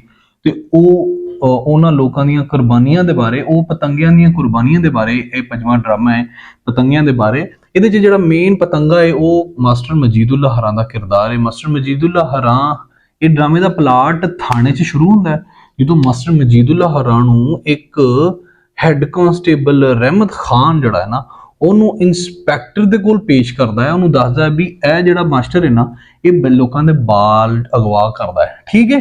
ਇੰਸਪੈਕਟਰ ਉਹਦੇ ਤੋਂ ਕੋਈ ਬੁਨਿਆਦੀ ਪੁੱਛ ਪੜਤਾਲ ਕਰਦਾ ਹੈ, ਤੇ ਉਹ ਉਹਨੂੰ ਕਹਿੰਦਾ ਵੀ ਫਿਲਹਾਲ ਇਹਨੂੰ ਹਵਾਲਾਤ 'ਚ ਬੰਦ ਕਰ ਦਿਓ, ਤੇ ਉਸ ਤੋਂ ਬਾਅਦ ਅਸੀਂ ਇਹਦੀ ਪੁੱਛ ਪੜਤਾਲ ਕਰਾਂਗੇ, ਅਸੀਂ ਜ਼ਰਾ ਦੀ ਤਫਤੀਸ਼ ਕਰਕੇ ਫਿਰ ਸਾਨੂੰ ਸਮਝ ਆਏਗੀ ਕਿ ਇਹਨੂੰ ਛੱਡਣਾ ਹੈ ਕਿ ਰੱਖਣਾ ਹੈ, ਠੀਕ ਹੈ ਜੀ। ਉਹ ਜਿਹੜਾ ਹੈ ਨਾ, ਉਹਨੂੰ ਉਸ ਪਤੰਗੇ ਨੂੰ ਹਵਾਲਾਤ 'ਚ ਬੰਦ ਕਰ ਦਿੰਦੇ ਨੇ। ਉਸ ਬਾਬੇ ਨੂੰ, ਮਾਸਟਰ ਨੂੰ, ਆਪਣਾ ਉਸ ਬੰਦੇ ਨੂੰ, ਜਿਹੜਾ ਨੌਜਵਾਨ ਭਾਈ ਟਾਈਪ ਬੰਦਾ ਹੈ, ਉਹਨੂੰ ਨਾ ਹਵਾਲਾ 'ਚ ਬੰਦ ਕਰ ਦਿੰਦੇ ਨੇ। ਹਜੇ ਉਹਨੂੰ ਹਵਾਲਾ 'ਚ ਬੰਦ ਕੀਤਾ ਹੁੰਦਾ ਹੈ, ਤੇ ਉਸ ਟਾਈਮ ਇੱਕ ਬੰਦਾ ਆਉਂਦਾ ਹੈ, ਉਹ ਅਖਬਾਰੀ ਰਿਪੋਰਟਰ ਹੁੰਦਾ ਹੈ, ਉਹਦਾ ਨਾਮ ਹੁੰਦਾ ਹੈ ਅਜ਼ਹਰ। ਉਹ ਆਪਣੇ ਡੀਲ ਡੋਲ ਤੇ ਗੱਲਬਾਤ ਚੋਂ, ਉਹਦੇ ਆਉਣ ਦੇ ਅੰਦਾਜ਼ ਚੋਂ, ਇੰਸਪੈਕਟਰ ਨਾਲ ਗੱਲ ਕਰਨ ਦੇ ਅੰਦਾਜ਼ ਚੋਂ ਹੀ ਉਹ 2 ਨੰਬਰ ਜਿਹਾ ਲੱਗਦਾ। ਉਹ ਕਹਿੰਦਾ ਜਨਾਬ ਸਾਨੂੰ ਪਤਾ ਲੱਗਾ ਕਿ ਇੱਕ ਬੰਦਾ ਹੈ ਜਿਹੜਾ ਪੜ੍ਹਿਆ ਲਿਖਿਆ ਜਿਹਾ ਲੱਗਦਾ, ਇਹਦੇ ਨਾਲੇ ਬੱਚੇ ਚੁੱਕਦਾ ਜੀ। ਇਹ ਤਾਂ ਫਿਰ ਅਖਬਾਰ ਤੇ ਸੇ, ਇਹ ਤਾਂ ਇੱਕ ਵਾਕਿਆ ਮਿਲ ਗਿਆ ਤੇ ਖਬਰ ਆਪੇ ਬਣ ਗਈ, ਤੇ ਇਹ ਤਾਂ ਅਖਬਾਰ ਦਾ ਚੰਗੀ ਗੱਲ ਹੈ ਵੀ ਇਹ ਤਾਂ ਅਸੀਂ ਮੇਨ ਫਰੰਟ ਤੇ ਲਾਵਾਂਗੇ ਕਿ ਇੱਕ ਬੰਦੇ, ਜਿਸ ਬੰਦੇ ਦੇ ਉੱਤੇ ਇੱਕ ਬੱਚੇ ਚੁੱਕਣ ਦਾ ਇਲਜ਼ਾਮ ਹੈ, ਅਸੀਂ ਉਹਨੂੰ ਮੇਨ ਫਰੰਟ ਤੇ ਲਾਵਾਂਗੇ। ਤੇ ਡਕੇਟ, ਜਿਹੜੇ ਬੰਦੇ ਨੇ ਡਕੇਟੀ ਕੀਤੀ, ਉਹਨੂੰ ਅਸੀਂ ਵਿੱਚ ਕਿਤੇ ਕਾਲਮ ਕੂਲਮ ਦੇ ਵਿੱਚ ਲਗਾ ਲਾਂਗੇ। ਮਤਲਬ ਇਹ ਇੱਥੇ ਇੰਸਪੈਕਟਰ ਤੇ ਕਾਰੋਬਾਰ ਜਿਹੜਾ ਹੈ ਨਾ, ਅਖਬਾਰੀ ਰਿਪੋਰਟਰ ਅਜ਼ਹਰ ਦੀ ਆਪਸੀ ਗੱਲਬਾਤ ਹੁੰਦੀ ਹੈ। ਇੰਸਪੈਕਟਰ ਕਹਿੰਦਾ ਜਨਾਬ ਫਿਰ ਕੰਮ ਕਰਨਾ, ਸਾਡਾ ਵੀ ਨਾਲ ਲਿਖ ਦੇਣਾ ਕਿ ਅਸੀਂ ਅੱਜ ਕੱਲ੍ਹ ਬੜੇ ਐਕਟਿਵ ਹੋਏ ਪਏ ਹਾਂ, ਇਹ ਜਿਹੜੇ ਨਾ ਬੱਚੇ ਅਗਵਾ ਕਰਨ ਵਾਲਿਆਂ ਨੂੰ ਫੜਦੇ, ਇਸ ਲਈ ਸਾਡਾ ਵੀ ਨਾਲ ਜਿਹੜਾ ਪਾ ਦੇਣਾ। ਯਾਨੀ ਦੋਵੇਂ ਕਾਰੋਬਾਰੀ ਤਬੀਅਤ ਦੇ ਮਾਲਕ ਲੱਗਦੇ ਨੇ। ਤੇ ਕਲੋਨੀਅਲਿਜ਼ਮ ਦੋਵਾਂ ਦੀ, ਇੰਸਪੈਕਟਰ ਦੀ ਗੁਫ਼ਤੋ ਸ਼ਨੀਦ ਦੇ ਵਿੱਚ ਕਲੋਨੀਅਲ ਮੈਂਟੈਲਿਟੀ, ਪੁਲਿਸ ਦੀ ਕਲੋਨੀਅਲ ਮੈਂਟੈਲਿਟੀ ਸ਼ੋ ਹੁੰਦੀ ਹੈ। ਤੇ ਜਿਹੜਾ ਅਜ਼ਹਰ ਹੈ ਅਖਬਾਰੀ ਰਿਪੋਰਟਰ, ਉਹਦੀ ਸਸਤਾਪਨ ਸਾਬਤ ਹੁੰਦਾ ਹੈ। ਤੇ ਇਹ ਦੋਵੇਂ ਗੱਲ ਕਰਦੇ ਹੁੰਦੇ ਨੇ ਇੱਕ ਐਸੇ ਬੰਦੇ ਦੇ ਬਾਰੇ ਜੋ ਕਿ ਐਕਚੁਅਲ ਚ ਕੁਝ ਹੋਰ ਹੁੰਦਾ ਹੈ। ਖੈਰ ਜੀ, ਹਾਂਜੀ, ਇਹ ਗੱਲ ਪੂਰੀ ਹੁੰਦੀ ਹੈ ਤੇ ਇਸ ਤੋਂ ਬਾਅਦ ਇੱਕ ਨਵਾਂ ਕਿਰਦਾਰ ਸਾਹਮਣੇ ਆਉਂਦਾ ਹੈ ਪਲਾਟ ਦੇ ਵਿੱਚ। ਉਹਦਾ ਨਾਮ ਹੁੰਦਾ ਹੈ ਮਾਂ ਕਰਮਾਂ ਵਾਲੀ। ਮਾਂ ਕਰਮਾਂ ਵਾਲੀ ਉਹ ਔਰਤ ਹੈ ਕਿ ਜਿਹੜੀ ਮਾਸਟਰ ਮਜੀਦੁੱਲਾ ਦੀ ਮਾਂ ਹੈ, ਠੀਕ ਹੈ। ਤੇ ਉਹ ਆ ਕੇ ਦੱਸਦੀ ਵੀ ਮੇਰਾ ਪੁੱਤ ਇਸ ਤਰ੍ਹਾਂ ਦਾ ਨਹੀਂ ਗਾ ਥਾਣੇਦਾਰ ਸਾਹਿਬ, ਤੁਹਾਡੀ ਮਿਹਰਬਾਨੀ, ਮੈਨੂੰ ਇਸ ਤਰ੍ਹਾਂ ਨਾਲ ਜ਼ਿਆਦਤੀ ਨਾ ਕਰੋ, ਤੁਹਾਡੀ ਮਿਹਰਬਾਨੀ। ਮੇਰਾ ਪੁੱਤ ਬਹੁਤ ਪੜ੍ਹਿਆ ਲਿਖਿਆ, ਸਿੱਧਾ ਸਾਦਾ ਤੇ ਸੁਘੜ ਬੰਦਾ ਏ।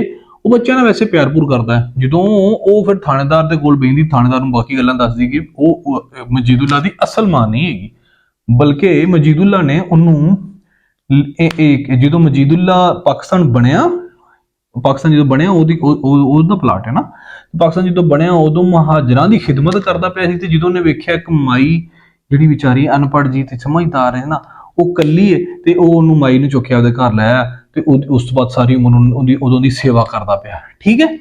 ਫਿਰ ਜੀ ਹੁੰਦਾ ਇਹ ਆ ਕਿ 6ਵੇਂ ਕਿਰਦਾਰ ਦੀ ਐਂਟਰੀ ਹੁੰਦੀ ਹੈ, ਠੀਕ ਹੈ। 6ਵਾਂ ਕਿਰਦਾਰ ਮਾਈ ਦਾ, ਕਰਮਾਂ ਵਾਲੀ ਦਾ ਪੁੱਤਰ ਹੈ, ਉਹਦਾ ਨਾਂ ਹੈ ਸਫਦਰ। ਉਹ ਵੀ ਕਹਾਣੀ ਦੇ ਵਿੱਚ ਆਪਣੇ ਡਾਇਲੌਗ ਬਾਜ਼ੀ ਦੇ ਵਿੱਚ ਆਉਂਦਾ ਹੈ, ਉਹ ਆਵਾਜ਼ ਦੇ ਵਿੱਚ ਆਉਂਦਾ ਹੈ। ਸਫਦਰ ਉਹ ਨਮਾਣਾ ਹੈ ਕਿ ਜਿਹੜਾ ਇੱਕ ਕੁੜੀ ਬਾਹਰੋਂ, ਇੱਕ ਕੁੜੀ ਦੀ ਵਜ੍ਹਾ ਤੋਂ ਆਪਦੀ ਮਾਂ ਨੂੰ ਛੱਡ ਕੇ ਕੁੜੀ ਦੇ ਪਿੱਛੇ ਜਲੰਧਰ ਚਲਾ ਜਾਂਦਾ ਤੇ ਉੱਥੇ ਗਾਇਬ ਵੀ ਹੋ ਜਾਂਦਾ ਸਾਰੀ ਉਮਰ, ਫਿਰ ਉਸ ਤੋਂ ਬਾਅਦ ਕਦੀ ਵੀ ਨਹੀਂ ਆਉਂਦਾ। ਤੇ ਜਦੋਂ ਪਾਕਿਸਤਾਨ ਬਣਿਆ ਤੇ ਮਾਈ ਪਾਕਿਸਤਾਨ ਆ ਗਈ, ਉਹਨੇ ਵੇਖਿਆ ਕਿ ਜਿਹੜਾ ਸਫਦਰ ਹੈ ਨਾ, ਮਾਸਟਰ ਮਜੀਬੁੱਲਾ ਹੈ ਨਾ, ਉਹ ਲੋਕਾਂ ਦੀ ਖਿਦਮਤ ਕਰਦਾ ਪਿਆ, ਤੇ ਮਾਸਟਰ ਮਜੀਬੁੱਲਾ ਨੂੰ ਮਾਈ ਕੱਲੀ ਲੱਗੀ ਤੇ ਦੋਵੇਂ ਇੱਕ ਦੂਜੇ ਨਾਲ ਰਹਿਣ ਲੱਗ ਪਏ। ਮਤਲਬ ਇੱਥੋਂ ਤੱਕ ਸਾਬਤ ਹੁੰਦਾ ਕਿ ਮਾਸਟਰ ਮਜੀਦੁੱਲਾ ਉਹ ਬੰਦਾ ਹੈ ਕਿ ਜਿਹੜਾ ਬੰਦਾ ਇੱਕ ਸਾਫ਼ ਦਿਲ, ਸਾਫ਼ਗੋ ਤੇ ਚੰਗਾ ਬੰਦਾ ਹੈ। ਅੱਛਾ ਜੀ, ਹੁਣ ਇੱਕ ਮਜ਼ੀਦ ਇੱਕ ਨਵਾਂ ਕਿਰਦਾਰ ਸਾਹਮਣੇ ਆਉਂਦਾ ਹੈ, ਉਹਦਾ ਨਾਂ ਹੈ ਜਨਾਬ ਮੁਹੰਮਦ ਸਈਦ। ਮੁਹੰਮਦ ਸਈਦ ਪੁਰਖਲੂਸ ਤੇ ਹਮਦਰਦ, ਸ਼ਾਇਸਤਾ ਆਵਾਜ਼ ਹੈ। ਤੇ ਮੁਹੰਮਦ ਸਈਦ ਸਾਹਿਬ ਇੱਕ ਵਕੀਲ ਵੀ ਨੇ। ਉਹ ਜਦੋਂ ਆਉਂਦੇ ਨੇ ਨਾ ਸਾਹਮਣੇ, ਤੇ ਉਹ ਆ ਕੇ ਥਾਣੇਦਾਰ ਨੂੰ ਦੱਸਦੇ ਨੇ, ਸਾਰੀਆਂ ਗੱਲਾਂ ਥਾਣੇ 'ਚ ਹੋਣੀਆਂ ਨੇ, ਉਹ ਆ ਕੇ ਥਾਣੇਦਾਰ ਨੂੰ ਦੱਸਦੇ ਨੇ ਕਿ ਥਾਣੇਦਾਰ ਸਾਹਿਬ, ਇਹ ਜਿਹੜਾ ਬੰਦਾ ਤੁਸੀਂ ਲੈ ਕੇ ਆਏ ਜੀ, ਬੰਦਾ ਬਹੁਤ ਅੱਛਾ ਹੈ ਤੇ ਇਹਨੇ ਪਾਕਿਸਤਾਨ ਬਣਨ ਦੇ ਵਿੱਚ ਬਹੁਤ ਕਲੀਦੀ ਕਿਰਦਾਰ ਅਦਾ ਕੀਤਾ ਸੀ। ਇਹਦੀਆਂ ਬਹੁਤ ਜ਼ਿਆਦਾ ਐਫਰਟਸ ਨੇ। ਇਹ ਉਧਰ ਪਾਕਿਸਤਾਨ ਦੀ ਤਹਿਰੀਕਾਂ ਜਦੋਂ ਚੱਲੀਆਂ ਸਨ, ਉਦੋਂ ਵੀ ਇਹ ਫੜਿਆ ਗਿਆ ਸੀ। ਸਿਰਫ ਇਹ ਉੱਥੇ ਫੜਿਆ ਹੀ ਨਹੀਂ ਸੀਗਾ, ਜੇਲ੍ਹ ਦੇ ਵਿੱਚ ਵੀ ਇਹਨੇ ਜਿਹੜਾ ਨਾ ਇੱਕ ਤਹਿਰੀਕ ਚਲਾਈ ਸੀ, ਤਕਰੀਰਾਂ ਕੀਤੇ ਸੀ, ਉਹਦੀ ਵਜ੍ਹਾ ਤੋਂ ਉਹਨੂੰ ਚੱਕੀ ਬੰਦ ਕਰ ਦਿੱਤਾ ਗਿਆ ਸੀ। ਤੇ ਉਦੋਂ ਫਿਰ ਜਦੋਂ ਜੇਲ੍ਹ ਦੇ ਵਿੱਚ ਸੀ ਨਾ, ਉਦੋਂ ਇਹ ਜਿਹੜਾ ਬੰਦਾ ਹੈ ਮਾਸਟਰ ਮਜੀਬੁੱਲਾ, ਇਹਦੀ ਬੀਵੀ ਜਿਹੜੀ ਹੈ ਨਾ, ਉਹ ਜਿਹੜਾ ਕਿ ਬਾਅਦ ਚ ਮਾਸਟਰ ਮਜੀਬੁੱਲਾ ਆਪ ਆ ਕੇ ਦੱਸਦਾ ਹੈ ਮਜੀਦੁੱਲਾ ਕਿ ਉਹਦੀ ਬੀਵੀ ਸਰਈਆ ਤੇ ਉਹਦਾ ਇੱਕ ਛੋਟਾ ਜਿਹਾ ਬੱਚਾ ਸੀ, ਉਹਨੂੰ ਕਤਲ ਕਰ ਦਿੱਤਾ ਗਿਆ ਕਿਉਂਕਿ ਉਹ ਜੇਲ੍ਹ ਦੇ ਵਿੱਚ ਸੀ ਤੇ ਉਹ ਪਾਕਿਸਤਾਨ ਬਣਨ ਦੀਆਂ ਤੇ ਇਹ ਸਾਰੇ ਮਾਮਲਾਤ ਜਿਹੜਾ ਪਾਕਿਸਤਾਨ ਬਣਨ ਦੇ ਮਾਮਲਾਤ ਉਹਦੇ ਵਿੱਚ ਰੋਲ ਅਦਾ ਕਰ ਰਿਹਾ ਸੀ। ਮਾਸਟਰ ਮਜੀਦੁੱਲਾ ਦੱਸਦੇ ਨੇ ਕਿ ਜੇਲ੍ਹ ਦਾ ਉਹਨਾਂ ਦਾ ਸਾਥੀ ਜਦੋਂ ਉਹ ਇੰਡੀਆ ਦੇ ਵਿੱਚ ਪਾਕਿਸਤਾਨ ਦੀ ਤਹਿਰੀਕਾਂ ਦੀ ਆਗਾਹੀ ਕਰਦੇ ਪਏ ਹਨ, ਤੇ ਉਦੋਂ ਇਹ ਬੰਦਾ ਬਹੁਤ ਚੰਗਾ ਹੈ ਤੇ ਮੁਲਕ ਦੇ ਬਾਰੇ, ਪਾਕਿਸਤਾਨ ਦੇ ਬਾਰੇ ਬਹੁਤ ਮੁਖਲਸ ਹੈ, ਤੇ ਉਦੋਂ ਮੇਰਾ ਬੇਲੀ ਬਣਿਆ ਮਾਸਟਰ ਮੁਹੰਮਦ ਸਈਦ ਇਹ ਕਹਿਣਾ। ਫਿਰ ਜੀ ਮਾਸਟਰ ਮਜੀਦੁੱਲਾ ਸਾਹਿਬ ਬਾਹਰ ਆਉਂਦੇ ਨੇ। ਬਾਹਰ ਆ ਕੇ ਮਾਸਟਰ ਮਜੀਦੁੱਲਾ ਸਾਹਿਬ ਆਪਦੀ ਕਹਾਣੀ ਦੱਸਦੇ ਨੇ ਕਿ ਕਿਵੇਂ ਉਹਦੀ ਬੀਵੀ ਸਰਈਆ ਜਿਹੜੀ ਕਿ ਬਹੁਤ ਸੁਘੜ ਜਨਾਨੀ ਤੇ ਆਪਣੀ ਉਹਦਾ ਬੇਟਾ ਜਿਹੜਾ ਇਹਨਾਂ ਨੂੰ ਦੋਵਾਂ ਨੂੰ ਮਾਰ ਦਿੱਤਾ ਗਿਆ ਉਦੋਂ ਜਦੋਂ ਉਹ ਜੇਲ੍ਹ ਦੇ ਵਿੱਚ ਸੀ ਆਜ਼ਾਦੀ ਦੀ ਤਹਿਰੀਕਾਂ ਦੇ ਦੌਰਾਨ। ਤੇ ਫਿਰ ਨਾ ਉਸ ਤੋਂ ਬਾਅਦ ਸਾਰੀ ਉਮਰ ਹੀ ਉਹ ਪਿਆਰ ਲੱਭਦਾ ਰਿਹਾ ਆਪਣੇ ਬੱਚੇ ਦਾ, ਲੋਕਾਂ ਦੇ, ਇਸ ਲਈ ਲੋਕਾਂ ਦੇ ਬੱਚਿਆਂ ਨੂੰ ਗੁਬਾਰੇ ਫੈਲਾ ਕੇ ਦਿੰਦਾ ਹੈ ਸ਼ਾਮ ਨੂੰ, ਕਿਉਂਕਿ ਥਾਣੇਦਾਰ ਕਹਿੰਦਾ ਵੀ ਤੈਨੂੰ ਕੀ ਮਸਲਾ ਵੀ ਤੂੰ ਲੋਕਾਂ ਦੇ ਬਲਾਂ ਨੂੰ ਕਿਉਂ ਚੁੱਕਣਾ ਹੈ, ਕਧਾੜੇ ਕਿਉਂ ਚੁੱਕਣਾ ਹੈ, ਉਹਨਾਂ ਨੂੰ ਚੁੱਕ ਕੇ ਤੂੰ ਖੜਾਣਾ ਕਿਉਂ, ਗੁਬਾਰੇ ਫੈਲਾ ਕੇ ਦੇਣਾ ਪਾਰਕਾਂ ਦੇ ਬਾਹਰ, ਤੂੰ ਬੱਚੇ ਲੋਕਾਂ ਦੇ ਬਲਾਂ ਨੂੰ ਇਸ਼ਾਰੇ ਕਿਉਂ ਕਰਨਾ। ਫਿਰ ਐਂਡ ਤੇ ਜਾ ਕੇ ਸਾਰੀ ਗੱਲ ਖੁੱਲਦੀ ਹੈ ਤੇ ਉਹਨੂੰ ਪਤਾ ਲੱਗਦਾ ਹੈ ਇੰਸਪੈਕਟਰ ਨੂੰ ਕਿ ਇਹ ਬੰਦਾ ਚੰਗਾ ਬੰਦਾ ਹੈ, ਅਸਲ ਦੇ ਵਿੱਚ ਆਪਣੀ ਫੈਮਿਲੀ ਨੇ ਖੋ ਦਿੱਤੀ ਹੈ, ਇਸੇ ਲਈ ਜਿਹੜਾ ਹੈ ਨਾ ਉਹ ਇਹਦਾ ਇਸੇ ਲਈ ਹੀ ਇਹ ਬੱਚਿਆਂ ਨਾਲ ਪਿਆਰ ਕਰਦਾ ਹੈ ਤੇ ਉਸੇ ਸਿਰਫ ਬੱਚਿਆਂ ਨੂੰ ਚੁੱਕਦਾ ਚਾਹੁੰਦਾ ਹੈ, ਇਸੇ ਲਈ ਉਹਦੇ ਤੇ ਸ਼ੁਭਾ ਬਣ ਗਿਆ ਵੀ ਇਹ ਬੱਚਿਆਂ ਨੂੰ ਅਗਵਾ ਕਰਦਾ ਹੈ। ਅਸਲ ਦੇ ਵਿੱਚ ਇਹ ਬੱਚਿਆਂ ਨੂੰ ਅਗਵਾ ਨਹੀਂ ਕਰਦਾ, ਸਿਰਫ ਬੱਚਿਆਂ ਨਾਲ ਪਿਆਰ ਹੀ ਕਰਦਾ। ਤੇ ਆਖਰ 'ਚ ਉਹ ਬੱਚਾ ਜਿਹੜਾ ਨਾਜੀ ਏ ਉਹ ਵੀ ਦੱਸਦਾ ਹੈ ਕਿ ਮੈਨੂੰ ਉਸਤਾਦ ਅਲੀ ਵਾਵਾ ਦੇਰ ਤੋਂ ਆ ਬੰਦਾ ਜਿਹੜਾ ਹੈ ਨਾ ਮੈਨੂੰ ਵਾਵਾ ਦੇਰ ਤੋਂ ਮੁਹੱਬਤ ਕਰਦਾ ਤੇ ਮੈਨੂੰ ਚੁੱਕਦਾ ਚਾਹੁੰਦਾ ਤੇ ਮੈਨੂੰ ਖੇਡਦਾ ਤੇ ਮੇਰੇ ਲਾਡ ਲੜਾਉਂਦਾ, ਉਹਨੇ ਲਾਡ ਮੇਰੇ ਘਰ ਲਈ ਲੜਾਉਂਦਾ ਜਿੰਨਾ ਇਹ ਲੜਾਉਂਦਾ ਹੈ। ਆਖਰ ਦੇ ਉੱਤੇ ਇੱਕ ਮੁਕਾਲਮਾ ਹੁੰਦਾ ਹੈ ਇੰਸਪੈਕਟਰ ਤੇ ਮਜੀਦੁੱਲਾ ਦੇ ਦਰਮਿਆਨ, ਠੀਕ ਹੈ, ਮਾਸਟਰ ਮਜੀਦੁੱਲਾ ਦੇ ਦਰਮਿਆਨ। ਉਹ ਮਾਸਟਰ ਮਜੀਦੁੱਲਾ ਨੂੰ ਪੁੱਛਦਾ ਹੈ ਇੰਸਪੈਕਟਰ, ਉਹ ਪਤੰਗੇ ਕਿੱਥੇ ਨੇ ਜਿਹੜੇ ਪਾਕਿਸਤਾਨ ਬਣਨ ਦੀ ਕਾਬਿਸ਼ ਦੇ ਵਿੱਚ ਜਲ ਸੜ ਮੜ ਗਏ ਨੇ, ਉਹ ਕਿੱਥੇ ਲੋਕ ਗਏ ਨੇ? ਉਹਨਾਂ ਲੋਕਾਂ ਨੂੰ ਆ ਕੇ ਮੁਲਕ ਠੀਕ ਕਰਨਾ ਚਾਹੀਦਾ ਹੈ। ਉਹਨਾਂ ਪਤੰਗਿਆਂ ਨੂੰ ਜਿਨ੍ਹਾਂ ਕੁਰਬਾਨੀਆਂ ਦਿੱਤੀਆਂ ਨੇ ਉਹਨਾਂ ਨੂੰ ਆ ਕੇ ਪਾਕਿਸਤਾਨ ਦੇ ਵਿੱਚ ਆਪਣਾ ਰੋਲ ਪਲੇ ਕਰਨਾ ਚਾਹੀਦਾ, ਉਹਨਾਂ ਨੂੰ ਪੋਜ਼ਿਟਿਵਿਟੀ ਲੈ ਕੇ ਆਣੀ ਚਾਹੀਦੀ ਹੈ। ਤੇ ਮਾਸਟਰ ਮਜੀਬੁੱਲਾ ਕਹਿੰਦੇ ਨੇ ਕਿ ਮੋਤੀਆਂ ਵਾਲਿਓ ਸੋਹਣਿਓ, ਉਹ ਪਤੰਗੇ ਕਹਿੰਦੇ ਨੇ ਕਿ ਰੋਸ਼ਨੀ ਪੂਰਾ ਸਾਲ ਰਹਿੰਦੀ ਹੈ ਲੇਕਿਨ ਪਤੰਗੇ ਮੌਸਮ ਬਹਾਰ ਦੇ ਵਿੱਚ ਹੀ ਆਉਂਦੇ ਨੇ। ਇਹਦਾ ਮਤਲਬ ਇਹ ਆ ਕਿ ਮੁਲਕ ਦੇ ਉੱਤੇ ਉਹ ਪਤੰਗੇ ਜਾਨਾਂ ਨਸਾਰ ਕਰਨ ਵਾਲੇ ਉਹ ਸ਼ੇਰਵੀਰ ਯੋਧਾ ਉਦੋਂ ਆਉਣਗੇ ਜਦੋਂ ਮੁਲਕ ਨੂੰ ਲੋੜ ਪਏਗੀ, ਅਦਰਵਾਈਜ਼ ਉਹ ਪਤੰਗੇ ਆਪਣੇ ਆਪਣੇ ਕੰਮਾਂ ਤੇ ਲੁਕੇ ਹੀ ਰਹਿਣਗੇ। ਇਹਦਾ ਮਤਲਬ ਹੈ ਆਮ ਹਾਲਾਤ ਦੇ ਵਿੱਚ ਮੁਲਕ ਤੇ ਕੁਰਬਾਨੀਆਂ ਦੇਣ ਦੀ ਲੋੜ ਨਹੀਂ ਹੁੰਦੀ, ਤੇ ਜਦੋਂ ਕੁਰਬਾਨੀਆਂ ਦੀ ਦੇਣ ਦੀ ਲੋੜ ਹੋਵੇਗੀ ਉਹ ਪਤੰਗੇ ਪੂਰੇ ਮੁਲਕ ਚੋਂ ਐਸੀ ਥਾਵਾਂ ਤੋਂ ਨਿਕਲ ਕੇ ਆਉਣਗੇ, ਗਲੀਆਂ ਚੋਂ ਨਿਕਲ ਕੇ ਆਉਣਗੇ ਕਿ ਥਾਣੇਦਾਰ ਸਾਹਿਬ ਤੁਹਾਡੀ ਸੋਚ ਬੰਦ ਹੋ ਜਾਏਗੀ। ਇਸ ਲਈ ਹਜੇ ਪਤੰਗਿਆਂ ਦੀ ਲੋੜ। ਸਜਾਦ ਹੈਦਰ ਹੋਰਾਂ ਦੇ ਕਾਲੇ ਪੱਤਨ ਜਿਹੜਾ ਡਰਾਮਾ ਦਾ ਉਹਨਾਂ ਦਾ ਮਜਮੂਆ, ਉਹਦੇ ਵਿੱਚ 6ਵਾਂ ਡਰਾਮਾ ਉਹਦਾ ਨਾਮ ਹੈ ਸੁਭਾਗਾ। ਸੁਭਾਗਾ ਜਿਹੜਾ ਡਰਾਮਾ ਹੈ ਨਾ ਉਹ ਨਬੀ ਅਹਿਮਦ ਦੇ ਇਰਦ ਗਿਰਦ ਘੁੰਮਦਾ ਹੈ, ਜਦਕਿ ਇਹਦਾ ਪਲਾਟ ਹਕੀਮ ਅਬਦੁੱਲਾ ਦਾ ਡੇਰਾ ਹੈ, ਠੀਕ ਹੈ। ਹਕੀਮ ਅਬਦੁੱਲਾ ਦੇ ਡੇਰੇ ਤੇ ਕਹਾਣੀ ਦੇ ਸਭ ਤੋਂ ਪਹਿਲੋਂ ਆਗਾਜ਼ ਤੋਂ ਸਲੀਮ ਜਿਹੜੀ ਹੈ ਨਾ ਉਹ ਤੇ ਉਹਦੀ ਵਾਲਦਾ ਹਾਜਰਾ, ਠੀਕ ਹੈ, ਸਲੀਮ ਤੇ ਉਹਦੀ ਵਾਲਦਾ ਹਾਜਰਾ ਨਬੀ ਅਹਿਮਦ ਦੇ ਡੇਰੇ ਹਕੀਮ ਅਬਦੁੱਲਾ ਦੇ ਡੇਰੇ ਤੇ ਆਉਂਦੇ ਨੇ ਤੇ ਆ ਕੇ ਉਹ ਕਹਿੰਦੇ ਨੇ ਕਿ ਇਹ ਜਿਹੜਾ ਬੰਦਾ ਲੰਮੇ ਪਿਆ ਹੈ ਨਾ ਇਹ ਬੰਦਾ ਸਲੀਮ ਦਾ ਵਾਲਦ ਹੈ ਤੇ ਹਾਜਰਾ ਦਾ ਸ਼ੌਹਰ ਹੈ ਨਬੀ ਅਹਿਮਦ ਹੈ। ਜਦਕਿ ਹਕੀਮ ਇਹ ਆਂਦਾ ਹੈ ਕਿ ਨਹੀਂ ਭਾਈ ਜੀ ਇਹ ਬੰਦਾ ਤਾਂ ਸੁਭਾਗਾ ਹੈ ਤੇ ਮੇਰੇ ਕੋਲ ਹੀ ਲੈਂਦਾ ਅੱਲਾ ਲੋਕ ਜਿਹਾ ਬੰਦਾ ਹੈ ਤੇ ਤੁਸੀਂ ਭਾਈਜਾਨ ਕੌਣ ਹੋ? ਤੇ ਫਿਰ ਇੱਥੇ ਸਜਾਦ ਹੈਦਰ ਸਾਹਿਬ ਫਲੈਸ਼ਬੈਕ ਦੀ ਤਕਨੀਕ ਵਰਤਦੇ ਨੇ, ਠੀਕ ਹੈ। ਉਸ ਫਲੈਸ਼ਬੈਕ ਦੇ ਵਿੱਚ ਨਬੀ ਅਹਿਮਦ ਤੇ ਹਾਜਰਾ ਦੋਵੇਂ ਮੀਆਂ ਬੀਵੀ ਹੁੰਦੇ ਨੇ, ਠੀਕ ਹੈ। ਤੇ ਜਿਹੜਾ ਹੈ ਨਾ ਉਹ ਸਲੀਮ ਇਹਨਾਂ ਦਾ ਪੁੱਤਰ ਹੁੰਦਾ ਹੈ, ਮੀਰਾ ਇਹਨਾਂ ਦੇ ਘਰ ਦੀ ਨੌਕਰਾਨੀ ਹੁੰਦੀ ਹੈ, ਠੀਕ ਹੈ, ਤੇ ਬਖਤਾ ਮੀਰਾ ਦੀ ਮਾਂ ਹੁੰਦੀ ਹੈ। ਇਹ 5 ਕਿਰਦਾਰ ਨੇ ਐਕਚੁਅਲ ਡਰਾਮੇ ਦੇ ਵਿੱਚ ਜਿਹੜਾ ਫਲੈਸ਼ਬੈਕ 'ਚ ਅਸੀਂ ਗਏ ਆ, ਠੀਕ ਹੈ। ਬਖਤਾ ਅੰਨੀ ਹੈ, ਮੀਰਾ ਨੌਕਰਾਨੀ ਮਿੱਠੀ ਤੇ ਮਿੱਠੇ ਬੁਲਾਵੇ ਵਾਲੀ ਬੀਬੀ ਹੈ, ਸਲੀਮ ਨਾ ਨਬੀ ਅਹਿਮਦ ਦਾ ਜਿਹੜਾ ਪੁੱਤਰ ਹੈ ਤੇ ਇਹ ਜਿਹੜਾ ਨਾ ਇਹ ਇੱਕ ਸਮਝਦਾਰ ਤੇ ਪੜ੍ਹੀ ਲਿਖੀ ਜੀ ਆਵਾਜ਼ ਹੈ, ਠੀਕ ਹੈ। ਹਾਜਰਾ ਜਜ਼ਬਿਆਂ ਦੇ ਉਤਾਰ ਚੜਾਅ ਲਈ ਸਮ ਟਾਈਮ ਬਾਅਦ ਦੇ ਥੋੜੀ ਕਰਖਤ ਬਣ ਜਾਂਦੀ, ਬਾਅਦ ਚੰਗੀ ਬਣਦੀ, ਤੇ ਨਬੀ ਅਹਿਮਦ ਜਿਹੜਾ ਬਾਅਦ ਚ ਸੁਭਾਗਾ ਬਣ ਜਾਂਦਾ ਹੈ ਉਹ ਵਡੇਰੀ ਉਮਰ ਦਾ ਭਾਰੀ ਆਵਾਜ਼ ਵਾਲਾ ਬੰਦਾ ਹੈ ਤੇ ਸੰਜੀਦਾ ਤੇ ਸੋਬਰ ਆਵਾਜ਼ ਵਾਲਾ ਬੰਦਾ ਹੈ, ਠੀਕ ਹੈ। ਹੁੰਦਾ ਇਹ ਆ ਡਰਾਮੇ ਦਾ ਪਲਾਟ ਇਹ ਆ ਕਿ ਨਬੀ ਅਹਿਮਦ ਵੇਖੋ ਨਾ ਇੱਕ ਪਲਾਟ ਤੋਂ ਦੂਜੇ ਪਲਾਟ 'ਚ ਟ੍ਰਾਂਸਫਰਮੇਸ਼ਨ ਫਲੈਸ਼ਬੈਕ ਦੀ ਟੈਕਨੀਕ ਯੂਜ਼ ਕਰਦੇ ਹੋਏ ਆ। ਉਸ ਟਾਈਮ ਰੇਡੀਆਈ ਡਰਾਮਿਆਂ ਦੇ ਵਿੱਚ ਵੀ ਫਲੈਸ਼ਬੈਕ ਦਾ ਕਨਸੈਪਟ ਸੀ, ਆਪਨੇ ਕਿੰਨਾ ਸੋਹਣਾ ਕਨਸੈਪਟ ਦਿੱਤਾ। ਨਬੀ ਅਹਿਮਦ ਤੇ ਹਾਜਰਾ ਇਹ ਦੋਵੇਂ ਰਹਿੰਦੇ ਹੁੰਦੇ ਨੇ ਇਕੱਠੇ, ਠੀਕ ਹੈ। ਇਹਨਾਂ ਦਾ ਇੱਕ ਪੁੱਤਰ ਹੁੰਦਾ, ਉਹਦਾ ਨਾਮ ਹੁੰਦਾ ਸਲੀਮ, ਤੇ ਸਲੀਮ BA ਪਾਸ ਹੈ, ਠੀਕ ਹੈ। ਇਹਨਾਂ ਦੇ ਘਰ ਇੱਕ ਨੌਕਰਾਨੀ ਹੈ ਜਿਹੜੀ ਕਿ ਬਹੁਤ ਪੁਰਾਣੀ ਜੰਮੀ ਵੀ ਇਹਨਾਂ ਦੇ ਘਰ ਸੀ, ਬਖਤਾ ਇਹਦੀ ਮਾਂ ਹੈ ਮੀਰਾ ਦੀ, ਠੀਕ ਹੈ, ਜੰਮੀ ਵੀ ਇਹਨਾਂ ਦੇ ਘਰ ਸੀ। ਤੇ ਇਹਨਾਂ ਦੇ ਘਰੋਂ ਹੀ ਉਹਨੇ 6 ਜਮਾਤਾਂ ਵੀ ਤਾਲੀਮ ਹਾਸਲ ਕਰ ਲਈ ਸੀ ਸਲੀਮ ਸਾਹਿਬ ਦੇ ਕੋਲੋਂ। ਸਲੀਮ ਸਾਹਿਬ ਨੂੰ ਇਸ਼ਕ ਹੋ ਜਾਂਦਾ ਹੈ ਮੀਰਾ ਦੇ ਨਾਲ ਤੇ ਮੀਰਾ ਨੂੰ ਮੁਹੱਬਤ ਹੋ ਜਾਂਦੀ ਸਲੀਮ ਸਾਹਿਬ ਦੇ ਨਾਲ, ਠੀਕ ਹੈ ਜੀ। ਹੁੰਦਾ ਇਹ ਆ ਕਿ ਜਦੋਂ ਨਬੀ ਅਹਿਮਦ ਨੂੰ ਤੇ ਹਾਜਰਾ ਨੂੰ ਪਤਾ ਲੱਗਦਾ ਕਿ ਸਾਡੇ ਘਰ ਦੇ ਇੱਕ ਜ਼ਿਲ੍ਹੇਦਾਰ ਦਾ ਇਕਲੌਤੇ ਪੁੱਤਰ ਨੂੰ ਆਪਣੀ ਨੌਕਰਾਨੀ ਨਾਲ ਪਿਆਰ ਹੋ ਗਿਆ ਤੇ ਉਹ ਪੁੱਤਰ ਕਹਿੰਦਾ ਵੀ ਮਾਂ ਰਾਣੀ ਮੈਂ ਸ਼ਾਦੀ ਕਰਨਾ ਚਾਹਣਾ ਵਾਂ ਮੀਰਾ ਦੇ ਨਾਲ, ਠੀਕ ਹੈ। ਮਾਂ ਕਹਿੰਦੀ ਹੈ ਵੀ ਤੂੰ ਸ਼ਾਦੀ ਤਾਂ ਕਰਨਾ ਚਾਹਣਾ ਤੇ ਲੋਕਾਂ ਨੂੰ ਨੱਕ ਕੀ ਵਹਾਏਗਾ, ਕਿਵੇਂ ਪਤਾ ਲੱਗੇਗਾ ਕਿ ਜ਼ਿਲ੍ਹੇਦਾਰ ਦਾ ਕੱਲਾ ਪੁੱਤਰ ਜਿਹੜਾ ਉਂਝ ਵੀ ਜਿਹੜਾ ਨਾ ਸੋਹਣਾ ਸੁਲੱਖਾ ਹੈ ਉਹ ਤਾਂ ਕਿਸੇ ਮਹਾਰਾਣੀ ਤਗੜੇ ਘਰ ਦੀ ਬੀਬੀ ਲੈ ਕੇ ਆਏਗਾ, ਲੋਕਾਂ ਨੂੰ ਪਤਾ ਲੱਗੇਗਾ ਤੇ ਲੋਕਾਂ ਦੇ ਮੂੰਹ ਕੌਣ ਢੱਕ ਸਕੇਗਾ? ਤੇਰਾ ਇਸ਼ਕ ਜਿਹੜਾ ਹੈ ਉਹ ਲੋਕਾਂ ਦੇ ਮੂੰਹ ਢੱਕ ਸਕੇਗਾ? ਉਹ ਅਸੀਂ ਲੋਕਾਂ ਨੂੰ ਕੀ ਜਵਾਬ ਦੇਵਾਂਗੇ? ਤੂੰ ਸਾਡੀ ਨੱਕ ਵੜਾਉਣ ਵਾਸਤੇ ਇੱਥੇ ਤੱਕ ਪਹੁੰਚਿਆ ਹੈ। ਹੁੰਦਾ ਇਹ ਆ ਕਿ ਦੋਵੇਂ ਜੀ ਮੀਆਂ ਬੀਵੀ ਨਬੀ ਅਹਿਮਦ ਤੇ ਹਾਜਰਾ ਇੱਕ ਪਲਾਨ ਬਣਾਉਂਦੇ ਨੇ ਕਿ ਸਲੀਮ ਤੋਂ ਮੀਰਾ ਦੀ ਜਾਨ ਕਿਵੇਂ ਛਡਾਣੀ ਹੈ ਜਾਂ ਮੀਰਾ ਤੋਂ ਸਲੀਮ ਦੀ ਜਾਨ ਕਿਵੇਂ ਛਡਾਣੀ। ਉਹ ਇਹ ਕਹਿੰਦੇ ਨੇ ਕਿ ਆਪਾਂ ਸਲੀਮ ਨੂੰ ਥੋੜੇ ਟਾਈਮ ਲਈ ਸ਼ਹਿਰ ਘੱਲ ਦਿੰਦੇ ਆ ਤੇ ਕੁਝ ਪੈਸੇ ਪੂਸੇ ਲੈ ਦੇਗੇ ਨਾ ਮੀਰਾ ਨੂੰ ਕਿਸੇ ਦੇ ਪੱਲੇ ਬੰਨ ਦਿਆਂਗੇ, ਠੀਕ ਹੈ, ਯਾਨੀ ਕਿਸੇ ਦੀ ਮੀਰਾ ਦੀ ਕਿਸੇ ਨਾਲ ਸ਼ਾਦੀ ਕਰਾ ਦਿਆਂਗੇ ਥੋੜੇ ਟਾਈਮ ਤੋਂ ਬਾਅਦ। ਤੇ ਉਸ ਤੋਂ ਬਾਅਦ ਜਿਹੜਾ ਨਾ ਉਹ ਸਲੀਮ ਵਾਪਸ ਆ ਜਾਏਗਾ ਤੇ ਜ਼ਿੰਦਗੀ ਦੁਬਾਰਾ ਸ਼ੁਰੂ ਹੋ ਜਾਏਗੀ। ਹੁੰਦਾ ਇਹ ਆ ਕਿ ਇੱਕ ਰਾਤੀ ਬਖਤਾਂ ਆਂਦੀ ਏ ਇਹਨਾਂ ਦੇ ਘਰ, ਠੀਕ ਹੈ, ਉਹ ਆ ਕੇ ਕਹਿੰਦੀ ਏ ਹਾਜਰਾ ਤੇ ਨਬੀ ਅਹਿਮਦ ਨੂੰ ਵੀ ਮੇਰੀ ਧੀ ਦੀ ਤਬੀਅਤ ਖਰਾਬ ਹੈ ਤੇ ਜਿਹੜਾ ਹੈ ਨਾ ਉਹਨੂੰ ਤੁਹਾਡੀ ਮਿਹਰਬਾਨੀ, ਉਹ ਚੀਕਾਂ ਮਾਰਨ ਦੀ, ਤੇ ਉਹਨੂੰ ਨਾ ਸ਼ਹਿਰ ਲੈ ਕੇ ਜਾਓ ਆਪਣੀ ਜੀਪ ਦੇ ਵਿੱਚ।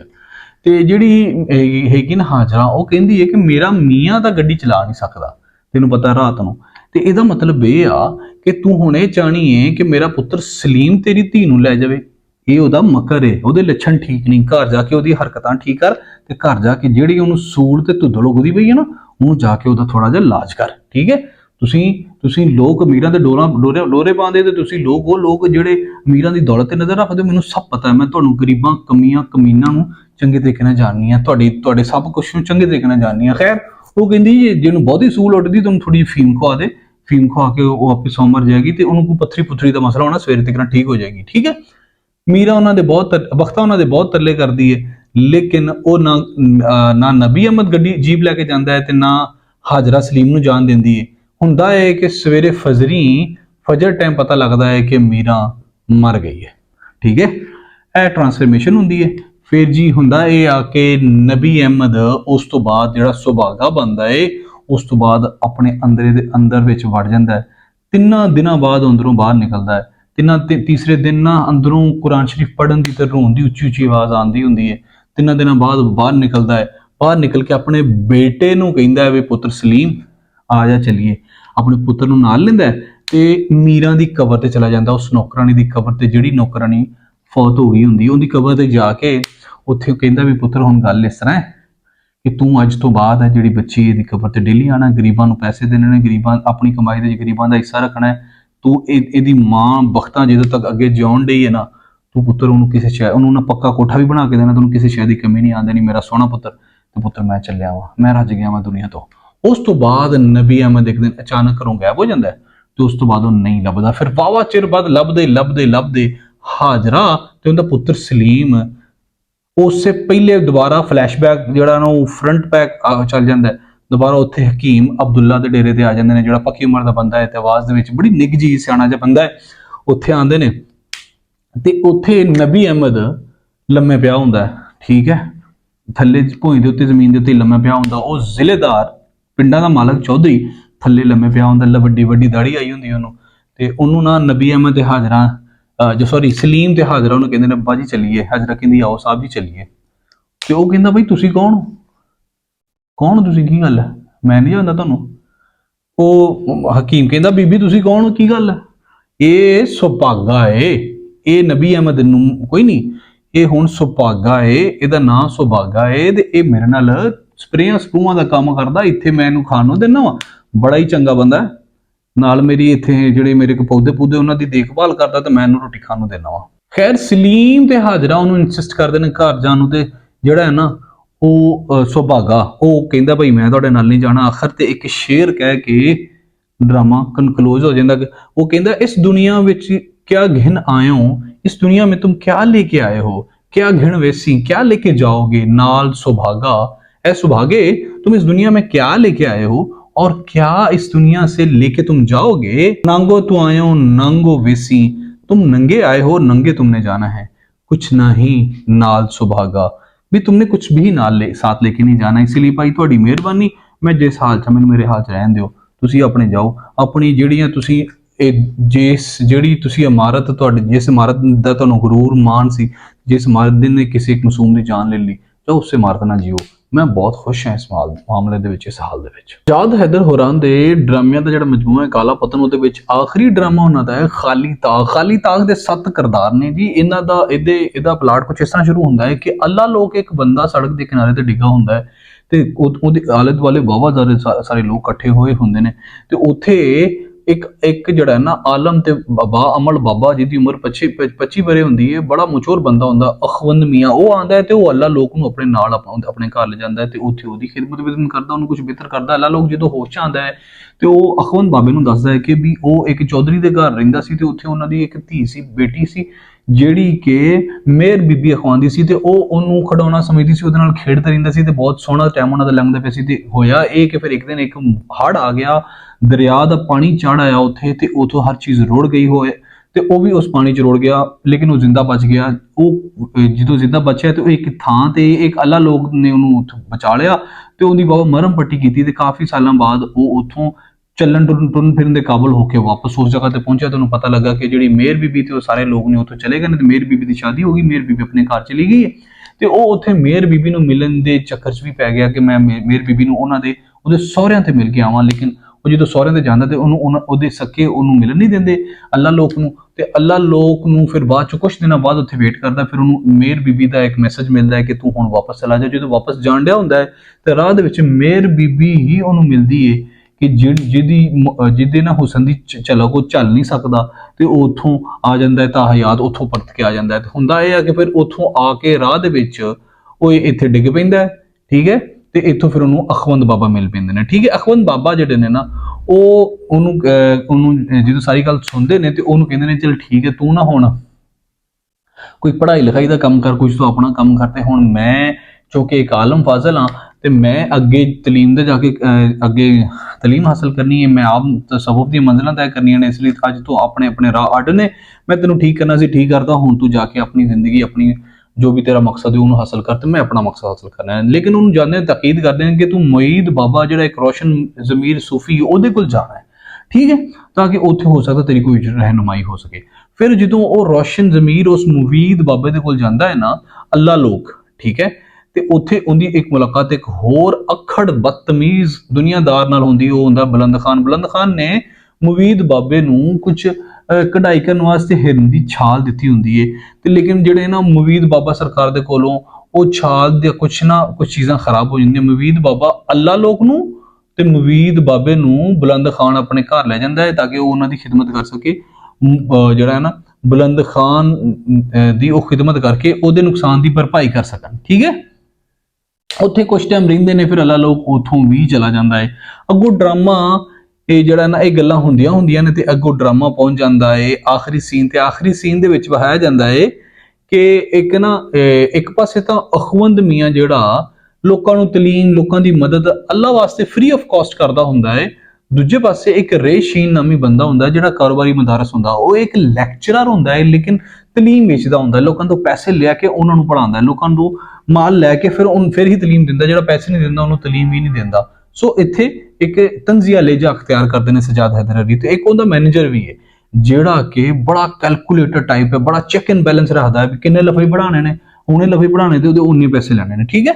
ਆਖਰੀ ਜਿਹੜਾ ਇਹਦਾ ਸੀਨ ਹੈ, ਆਖਰੀ ਸੀਨ ਦੇ ਵਿੱਚ ਸਿਲਕੀ ਬੀਬੀ ਇੱਕ ਔਰਤ ਹੈ ਜਦੀਦ ਦੌਰ ਦੀ ਹੋਣਹਾਰ ਤਲਬਾ ਹੈ, ਛੋਟੀ ਬੱਚੀ ਹੈ, 20 ਸਾਲਾ ਬੱਚੀ ਹੈ, ਇਹ ਅਖਵੰਦ ਸਾਹਿਬ ਤੋਂ ਤਾਲੀਮ ਹਾਸਲ ਕਰਦੀ ਹੁੰਦੀ ਹੈ ਫਲਸਫੇ ਦੀ। ਕਿਉਂਕਿ ਅਖਵੰਦ ਸਾਹਿਬ ਪੈਸੇ ਅਫੋਰਡ ਨਹੀਂ ਕਰ ਸਕਦੇ, ਇਸੇ ਲਈ ਉਹ ਅਖਵੰਦ ਸਾਹਿਬ ਸਿਲਕੀ ਬੀਬੀ ਦੇ ਘਰ ਰਹਿੰਦੇ ਹੁੰਦੇ ਨੇ ਤੇ ਬਦਲੇ ਦੇ ਵਿੱਚ ਸਿਲਕੀ ਬੀਬੀ ਨੂੰ ਫਲਸਫਾ ਤੇ ਉੱਪਰ ਨੀਚੇ ਬਾਕੀ ਤਾਲੀਮ ਦਿੰਦੇ ਹੁੰਦੇ ਨੇ। ਜਦੋਂ ਉੱਥੇ ਬੈਠੇ ਪੜ੍ਹਦੇ ਹੁੰਦੇ ਨੇ ਤੇ ਉੱਥੇ ਆ ਜਾਂਦੇ ਨੇ ਅੱਲਾ ਲੋਕ ਸਾਹਿਬ। ਅੱਲਾ ਲੋਕ ਸਾਹਿਬ ਜਦੋਂ ਉੱਥੇ ਆ ਕੇ ਬਹਿੰਦੇ ਨੇ ਤੇ ਉਹ ਅੱਲਾ ਲੋਕ ਨੇ ਉਸ ਟਾਈਮ ਕਿਤਾਬਾਂ ਚਾਹੀਆਂ ਹੁੰਦੀਆਂ ਨੇ, ਕਿਤਾਬਾਂ ਫੜੀਆਂ ਹੁੰਦੀਆਂ ਨੇ ਤੇ ਜਦੋਂ ਸਿਲਕੀ ਬੀਬੀ ਤੇ ਅਖਵੰਦ ਮੀਆਂ ਨੂੰ ਪੜ੍ਹਾਉਂਦਾ ਬਹਿੰਦੇ ਨੇ ਤੇ ਉਹਨਾਂ ਕਿਤਾਬਾਂ ਥੱਲੇ ਛੱਡ ਦਿੰਦਾ ਹੈ ਤੇ ਕਹਿੰਦਾ ਮੇਰ ਬੀਬੀ ਤੂੰ।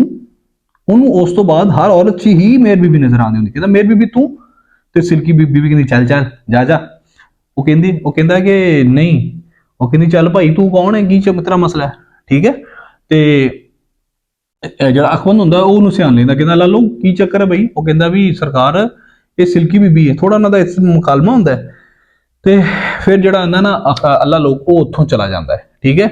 ਤੇ ਉੱਥੇ ਜਾ ਕੇ ਬਾਬਾ ਫਰੀਦ ਦੇ ਕੋਲ ਪੜਦਾ ਉੱਚੀ ਡਿੱਗ ਪੈਂਦਾ ਥੱਲੇ, ਠੀਕ ਹੈ, ਯਕਦਮ ਥੱਲੇ ਡਿੱਗ ਪੈਂਦਾ ਤੇ ਸਿਲਕੀ ਬੀਬੀ ਪੁੱਛਦੀ ਏ ਅਖਵੰਦ ਮੀਆਂ ਤੋਂ ਵੀ ਇਹ ਪਾਗਲ ਸੀ। ਤੇ ਅਖਵੰਦ ਮੀਆਂ ਕਹਿੰਦੇ ਨੇ ਵੀ ਜਿਹੜਾ ਪੌੜੀ ਲਾ ਕੇ ਅਸਮਾਨ ਤੇ ਚੜ੍ਹਨ ਦੀ ਕੋਸ਼ਿਸ਼ ਕਰ ਰਿਹਾ ਹੈ ਉਹ ਪਾਗਲ ਹੀ ਹੋਏਗਾ, ਹੋਰ ਉਹ ਦਾਨਾ ਥੋੜੀ ਹੋਏਗਾ। ਲੋ ਜੀ ਅਸੀਂ ਟੋਟਲ ਪੂਰੇ 7 ਡਰਾਮੇ ਸਜਾਦ ਹੈਦਰ ਅਲੀ ਦੇ ਕਾਲੇ ਪਤਨ ਦੇ ਵਿੱਚ ਜਿਹੜੇ ਪਾਏ ਗਏ ਨੇ ਉਹ ਸਾਰੇ ਪੜ੍ਹ ਲੈਣੇ। ਪਲੀਜ਼ ਮੇਰੇ ਵਾਲਾ ਸਾਹਿਬ ਵਾਸਤੇ ਦੁਆ ਕਰ ਦਿਓ ਤੇ ਪਾਕਿਸਤਾਨ ਪਾਇੰਦਾਬਾਦ ਚੈਨਲ ਸਬਸਕ੍ਰਾਈਬ ਕਰਕੇ ਲੋਕਾਂ ਨਾਲ ਸ਼ੇਅਰ ਕਰ ਦਿਓ, ਤੁਹਾਡਾ ਭਲਾ ਹੋਵੇਗਾ ਇਨਸ਼ਾਅੱਲਾ।